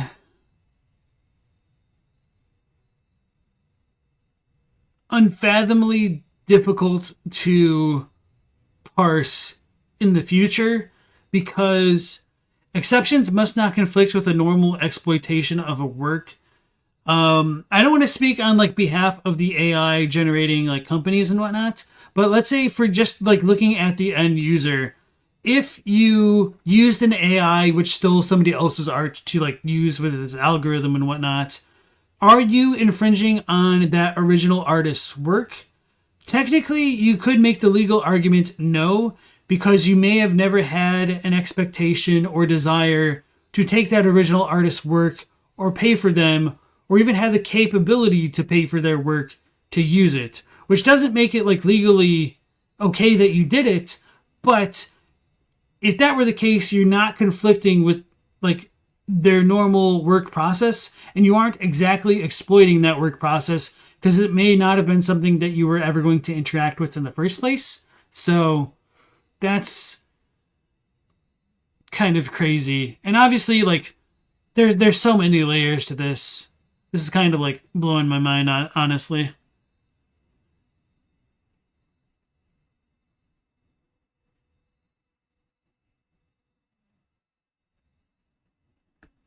You think it's being from the lack of likelihood from confusing the result of an AI versus the art piece that was fed into it, as the piece fed is insignificant in the grand process? It's hard to explain. So the issue is, especially since it's using such an algorithm and learning from quote-unquote patterns used in individual images, it's not necessarily one image that they're stealing from. It's tens of thousands of images. So if one artist was trying to make a copyright claim against the AI, maybe the AI could defend itself by saying, hey, you were 0.001% of the equation here, so how could you possibly claim that we're exploiting your work when your contribution was minuscule in the grand scheme of things? It's a hard argument to make for companies that need commercial art, but it might be a valid defense in more specific situations. When the AI claps back, who are you? Yeah. Reasonably prejudice the legitimate interests of the author. Again, as you can imagine, having your artwork, your creative labor, unknowingly fed into a machine to mass-produce works in your style, thereby directly competing with your own work, might prejudice the legitimate interests of the author. To Turkowitz, the unauthorized use of copyrighted works to train AI fails all 3. Meaning, if the US ruled that commercial uses of AI art would fall under fair use, it could be in conflict with its international legal obligations. As of today, no US court has ruled whether the input phase of training AI constitutes fair use. But do not take that as a comfort. There is certainly a case to be made for fair use in support of machine learning researchers. That's just the inputs. The outputs can obviously produce all kinds of copyright infringing works, just like if you tried to sell a t-shirt with a copyrighted character made by hand. The US Copyright Office recently approved the copyright of a comic mostly made out of AI-generated assets, Zarya of the Dawn, an 18-page comic book full of the usual clunky uncanniness that AI is known for. This registration was then reversed because, quote, copyright under US law requires human authorship. The office will not knowingly grant registration to a work that was claimed to have been created solely by machine with artificial intelligence, although this outcome is not final just yet. Now, this doesn't mean artworks that use AI art elements can never be copyrighted. As long as there is enough human authorship that transforms the work, it may be able to gain copyright protection. For now, and obviously that opens the Pandora's box of how much is enough, and then we start to get into the impossible task of trying to determine how many grains of sand constitute a pile, because these are indefinite objects, like indefinite articles, and we're trying to define like definite limits to be imposed upon them, which legally speaking is just impossible to do, because like there's always going to be like workarounds. Like if the like average work hour week is dictated to be 40 hours, and that's when you have to give employees benefits, then why do so many employers only clock people in for 35 hours a week? You know, like people are going to work around whatever gets written on paper. So, right. Jay Dixon, welcome back to the stream. Yeah, we've definitely gone off the deep end here. My mind has been kind of blown going throughout like this topic, and just, yeah. Welcome on in. It has been established that an AI cannot hold any form of intellectual property right, as it is not a human. And, like we've already discussed, since there is no direct legal precedent for AI art training, I have no doubt that copyright law is going to be taking quite a spin over the next few years. The question, is AI art theft, is, in my opinion, quite emotionally loaded and vague for this discussion. A better question would be, is the training of AI fair use? Keep in mind, fair use is an incredibly tricky piece of the law. In fact, I think that's a brilliant way to rephrase the question, because this becomes more of a like legal framework issue rather than like a ethical one, which, I mean, obviously they're tied, but yeah, this is pretty crazy. If you want to understand any system, look for what's incentivized. Yeah, and right now, like, there's really no definite laws on the table. So, thinking about like the after effects or consequences, that's the word, consequences of what it would mean to like legislate how AIs can operate could have unforeseen ramifications, because if we say like this stuff isn't fair use, then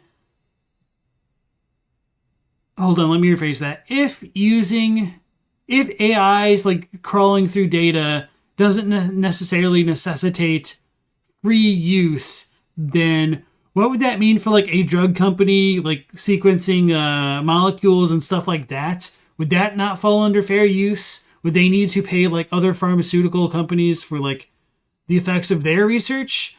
Obviously, like that's a very exaggerated example, and I'm kind of more or less talking out my ass there because I don't really know how that stuff works. Because once again, I'm not a lawyer, but that's just kind of like, I feel one of the dangers that comes across from trying to regulate this thing when it seems like almost literally nobody understands it in general.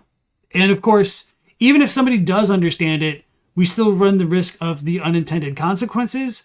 But with all of that being said, is not regulating it the proper play either? It doesn't seem like it. So it seems like we're in a bit of a catch-22. Hey, Lone Peretta, long time no see, man. As an ex-professional artist, you're quite interested in the topic.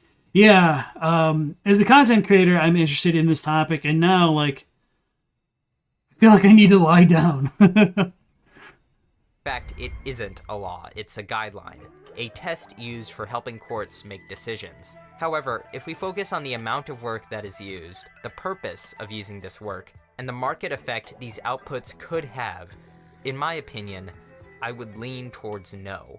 Because AI cannot be compared with art forms that legitimately implement fair use. AI is in a league on its own. And I think that's self-evident by the dramatically different process that AI artists use compared to traditional artists. Even photography and collage requires certain limitations that are not nearly as present in AI art. Of course, dance diffusion must also be mentioned in this equation. Dance diffusion is an AI music program, also made by Stability AI and Harmon AI. Why do they name these things like this? Harmony. Also made by Stability AI and Harmony.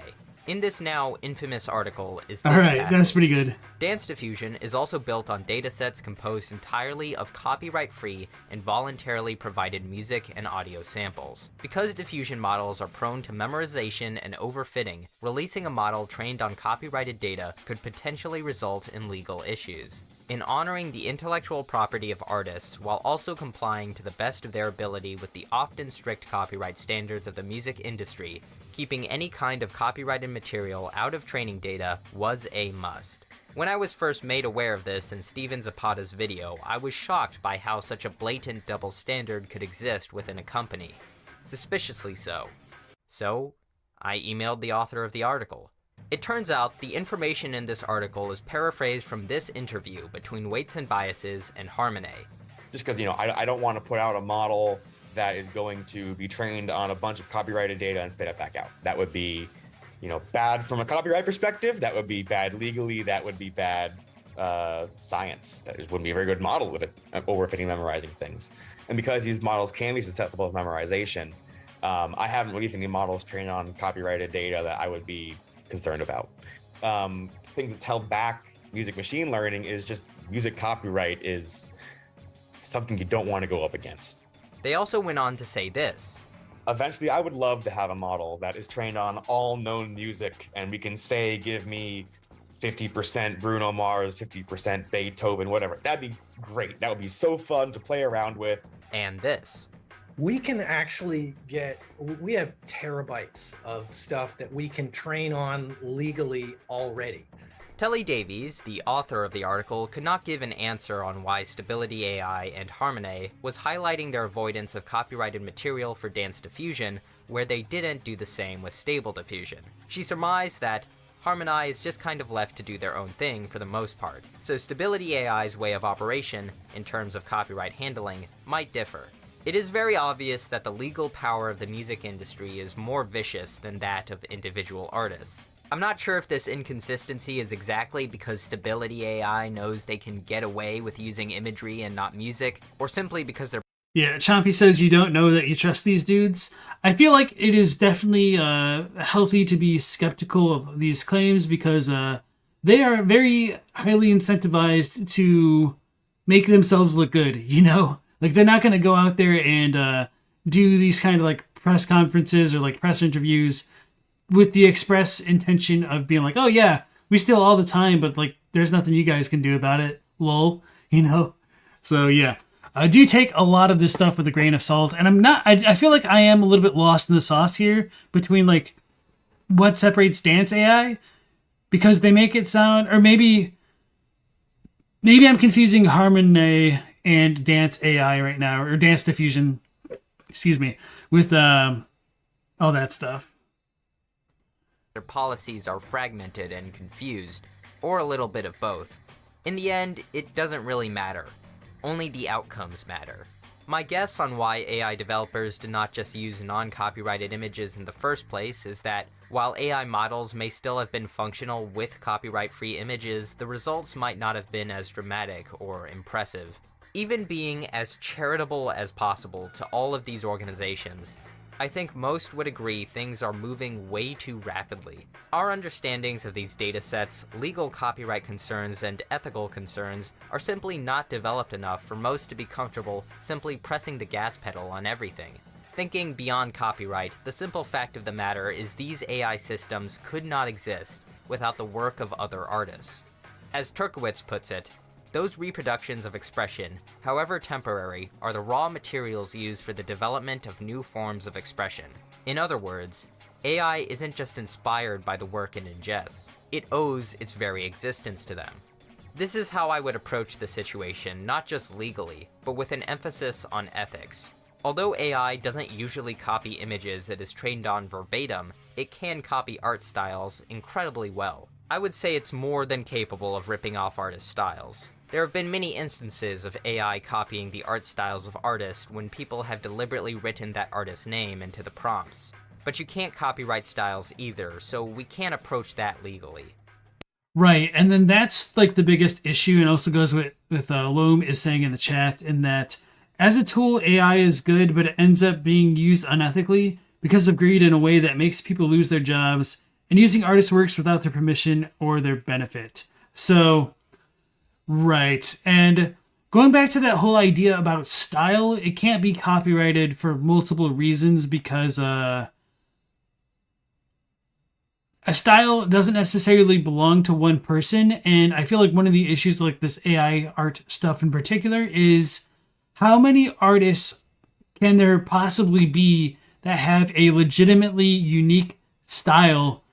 And if an artist with a legitimately unique style were to like go to court against an AI, would they have enough grounds to win? That's kind of like some of these issues that we're facing right now. Yeah, it's often an ineffable quality indeed. It's all about ethics. I think this is the winning point to emphasize. The fact that a monolithic machine, vast beyond the capabilities of any individual artist, can be trained on the works of that artist, take their identity and style, and reproduce something in that identity and style without the artist's consent or knowledge, to the point where it can cause confusion with that artist's own works, with rampant potential for market disruption, is wrong. And anyone... And I think one thing to go along with that is with like the whole Star Wars Calvin and Hobbes like mix up there, mash up there. What happens when you combine multiple art styles to create something new? Who is able to make like the copyright claims against it in either case? Is it just any one individual? Then what happens if you just keep adding people onto the pile? Which is kind of something we were talking about earlier. This harkens back to what you mentioned on the ruling about an AI voice and how no one can own a voice. Yes. And yeah, it's just kind of crazy.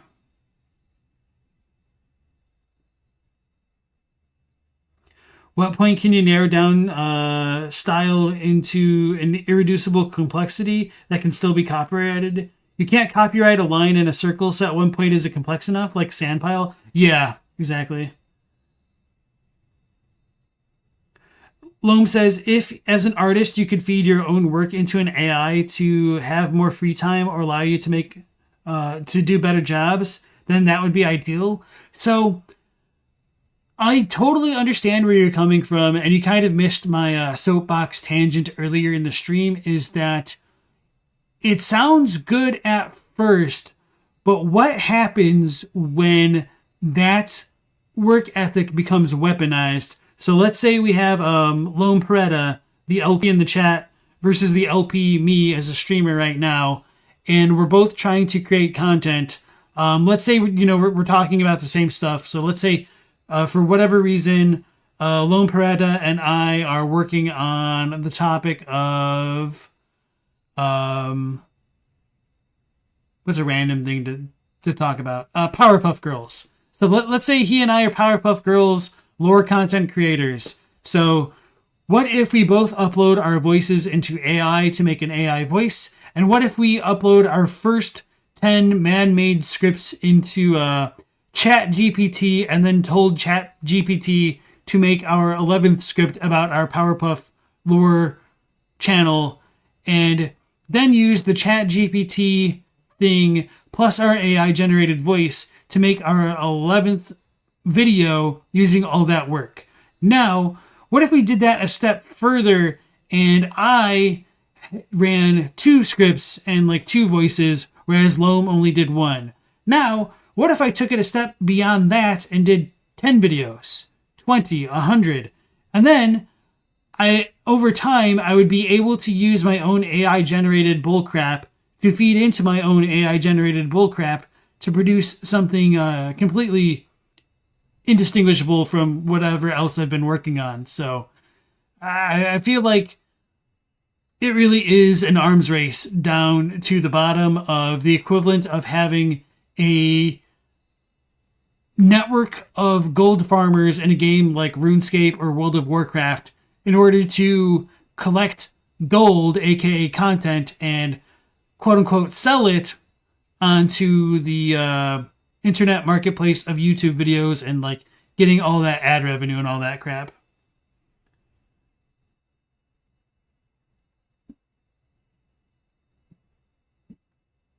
Sounds like Vegetable Life. Holy crap. Yeah, something like that. Anyone who advocates for AI art should at the very least recognize that for many artists, this is upsetting and a very real possibility. The argument that is trotted out every time this is brought up is that AI is simply using references, just like the human mind uses references from existing artists. This argument is not entirely without merit philosophically. The process of AI art generation, from what I gathered, is more similar to the process of how a human artist operates than it is to a machine that has no capacity for spontaneity, but the systems at their core are still very different. For one, AI and individual artists work at vastly different scales. One artist in their entire lifetime would only be able to study a few thousand images, whereas an AI would be looking at millions, if not billions of images. The AI makes thousands of statistical calculations and weighs probabilities. It is not creative, nor is it intelligent in the same way a human mind is. AI may make mistakes we recognize as analogous to human mistakes, such as messing up hands, but it also makes mistakes that are completely stupid and no human would ever make, like signing works with blended signatures because that's what paintings usually have, or misunderstanding. That stuff is hilarious to me when you see like the fake names being written into the AI art as well.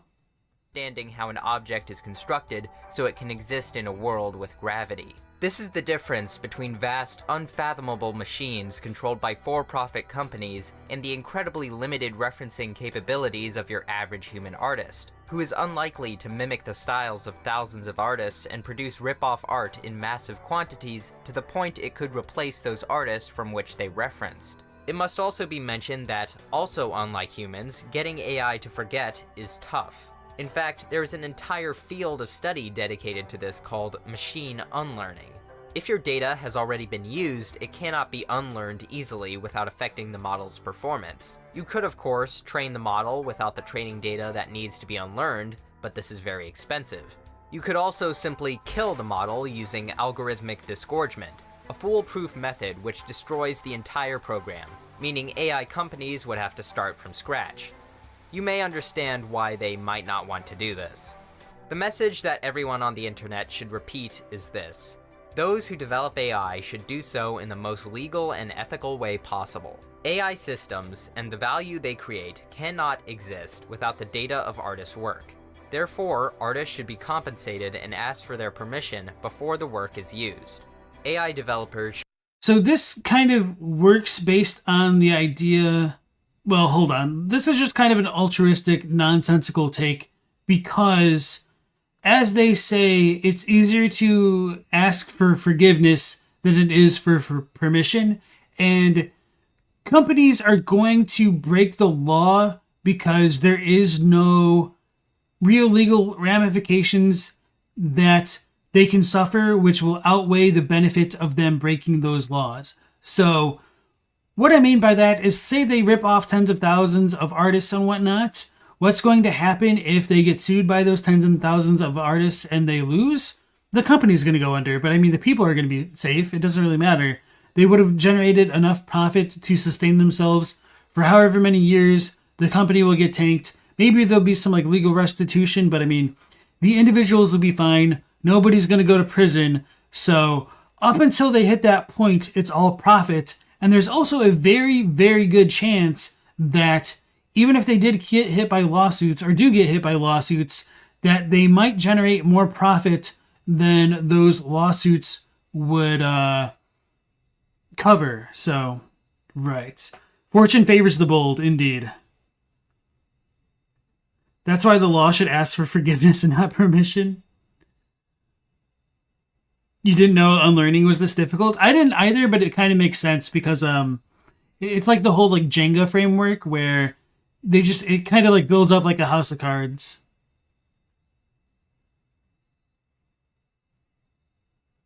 Why do you think going to jail isn't on the table? It's because a company is not a person and individuals are not working in this capacity. So if you think about an AI, we should ask ourselves like, all right, well, who created the AI? Is it one person?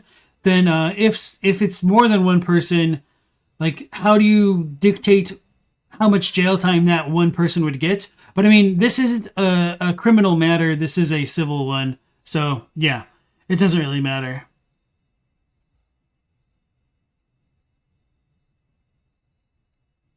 It's not just companies using it, but also the general public. Yeah.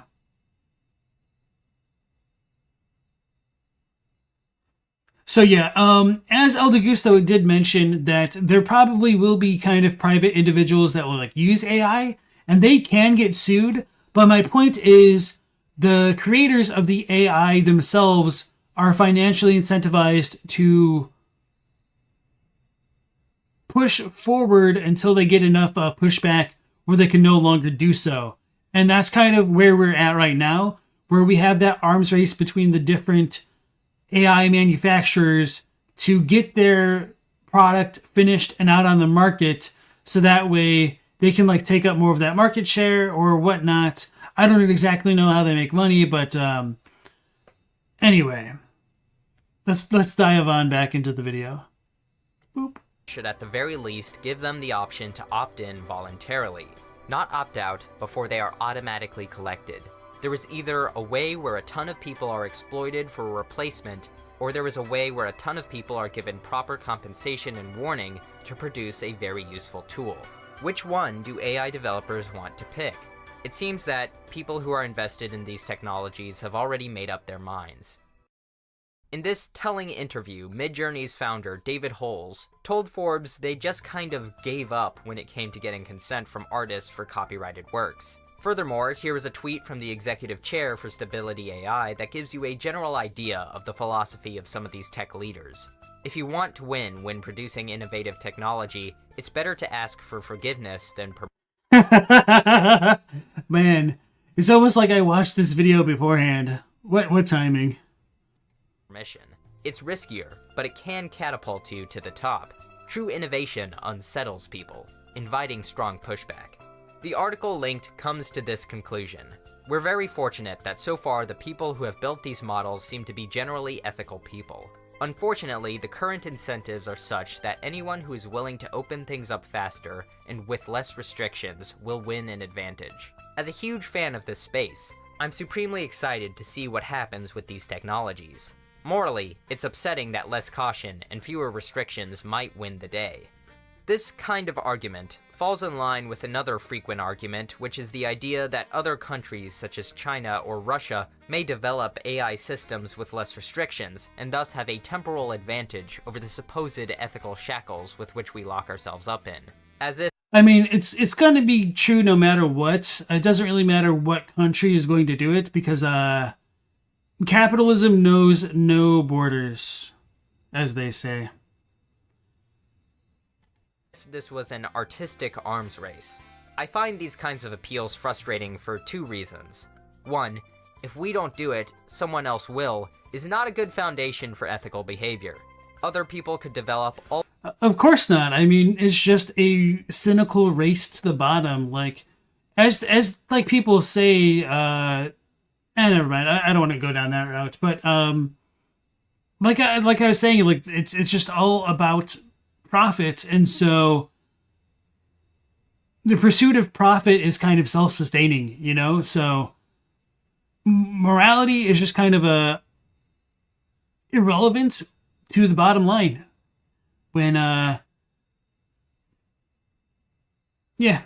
just leave it at that. I mean, it sucks. We do need regulations, but that's just kind of the nature of the beast. It's like why drugs are still peddled everywhere and why black markets still exist despite being illegal. It's because there's a profit margin incentive to do it for those who are willing to take the risk. And it's not even just like a capitalism thing. It's like no matter what kind of economic system you have, there will be black markets, but yeah. All kinds of technology quicker in all kinds of bad ways. At what point can you draw the line if this is your justification? 2. Cautious and ethical systems could have been developed from the very beginning. They just weren't because some AI developers probably knew images were not as ferociously litigated. Some probably did not see the ethical pitfalls. And some probably genuinely believed this would be a tool that would do nothing but help artists. But there is also another reason. Watching this interview on the Proco channel with Evan Conrad was fascinating, especially for this clip. A lot of these projects are not made by like maybe standard moneyed interests. They're made by people who legitimately think they are building utopia. And I'm relatively confident that they are building at least something very large that might lead to utopia. Like they are quite confident that they are building AGI, and that's probably true. And when you are that confident that you are building the most important technology in the world, it's just like not your motivator anymore. Like when you're really, really confident that like the thing that's going to happen is that you're going to make all prices go to zero, and you're going to end up in this world in which like everything is like free. You like look over at your kids, and you're like, oh my god, like if I don't do this, like how shitty would it be for me to like not do this for my like future children?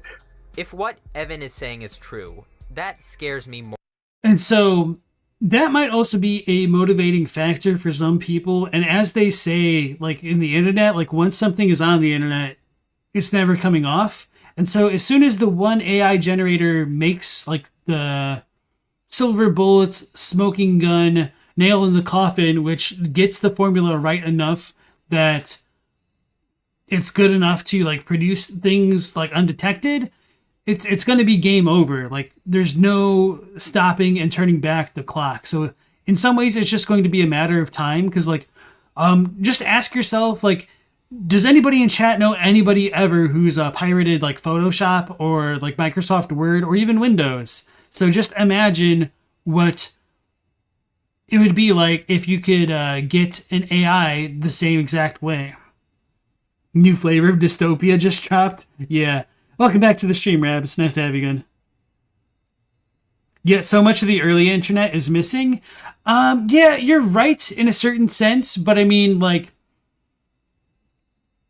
the most pivotal things of the early internet still stick around, you know? So, like, a lot of things are going to fall through the cracks. I'm not going to try to deny that because, like, data storage is its own thing. There's also, like, the loss of memory from the physical mediums, whether that be due to like physical decay rather than digital decay or like all that other stuff. But yeah, you're technically right. It's a bit of hyperbole, but there is a big grain of truth to it. Yeah, storage is still physical, exactly.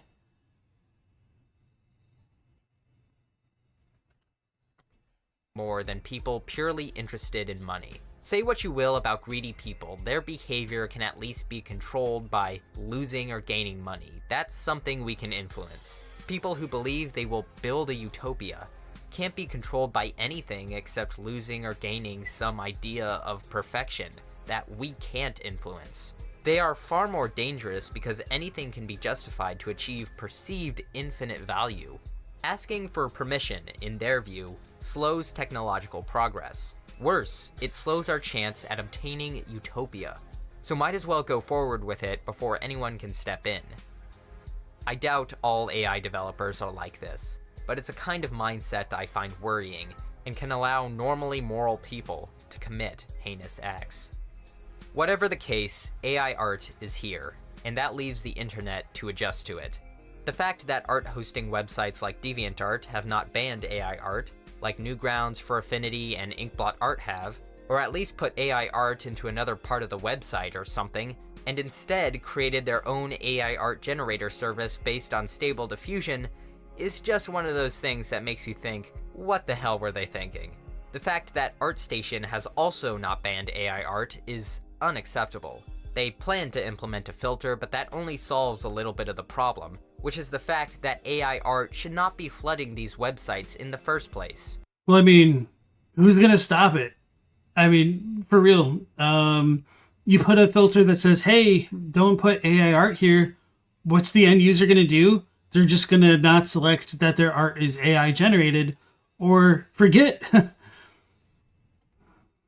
The reason I think this is fairly simple. Making art traditionally and using an AI are not the same thing. This is not a question of whether AI art is real art, as I believe that is a fruitless discussion at the moment. This is a question of how we define and categorize things. AI art should be discouraged for the same reason photography is discouraged. ArtStation is not an AI art community. It is a portfolio website for traditionally made art. I would like to highlight the unity of the ArtStation protests that started a few weeks ago, in which people have been posting a No AI logo and its variations, managing to completely cover the front page of the website in its early days, as well as users leaving the website altogether. It is impressive that artists have managed to take such a stand in this way, and if the resistance continues, we can hope that ArtStation and other art hosting websites will ban AI art. If there is another message to this, I totally support them with their movement there. However, I am concerned that if they do leave ArtStation, it might just leave a quote-unquote like power vacuum that's just going to be filled with more AI art. And that's kind of like one of the dangers of dealing with this kind of new frontier in terms of content creation in all of its forms. Video, then it's this. The person who uses half-truths, misinformation, obfuscation, and bullying to champion their pro-AI or their anti-AI cause is your enemy. I have seen so much outright theft, opportunistic endeavors, and things that just spit in the face of common decency come from the pro-AI side. I have also seen a lot of bad analogies from the art community that fundamentally misunderstand how these AI systems work, as well as people falling for some pretty obvious trolling when you learn how AI art is generated, and it saddens me because I believe the art community is smarter than that. These emotional appeals may get more attention, but they ultimately spread misinformation and make you look stupid. I implore people to learn what is actually going on. In the long run, getting the correct information can only help you. If you want things to get better, find organized movements that know what they're talking about and support them. I believe AI art is the beginning of the end. What it will end, I'm still not so sure. Will it end art altogether? Will it end just some sections of the art industry? Will it end just the small, tedious, and annoying parts of making art? Or maybe, will it end itself? Will this be the turning point where people say enough is enough, band together, and stop the tech sphere from expanding any further? I do not know, but it will end something. It is a new, very capable technology with power we have just begun to tap into. If we are going to play with fire, we better be careful not to get burned.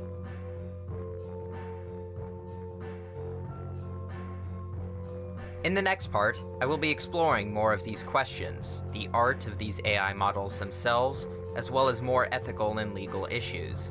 You know, I wasn't planning on making more Doomer videos after the last one, but let me just say, it gets worse.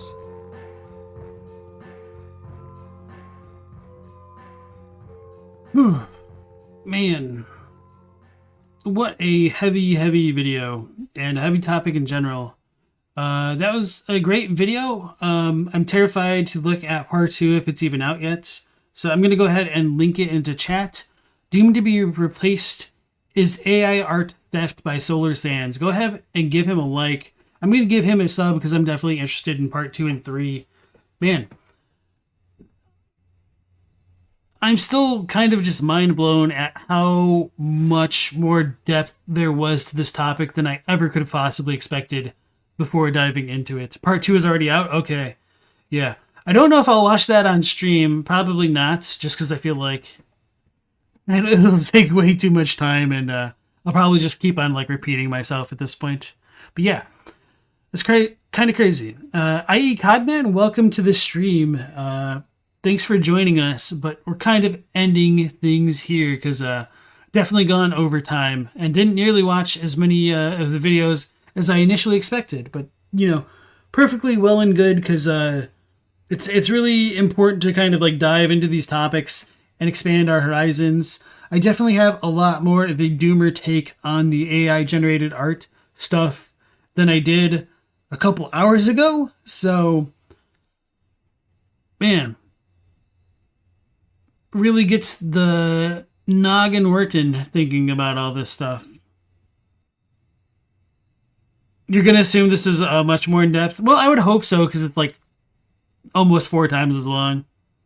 Will I go over part 2 tomorrow? Maybe, maybe not. It just depends on... probably not, to be honest. I think I want to digest the topic that was like brought up more in my mind first before I'm like ready to dive into part 2. You have optimistic fatalism, just like the Vikings. Yeah. All right. So, for all of you who've joined and stuck around and given me the suggestions, thank you so much. Whether or not you're lurking or commenting, I appreciate it. We will be going live again at 10 p.m. Eastern Standard Time. Hopefully we'll see you then. Last Protagonist out.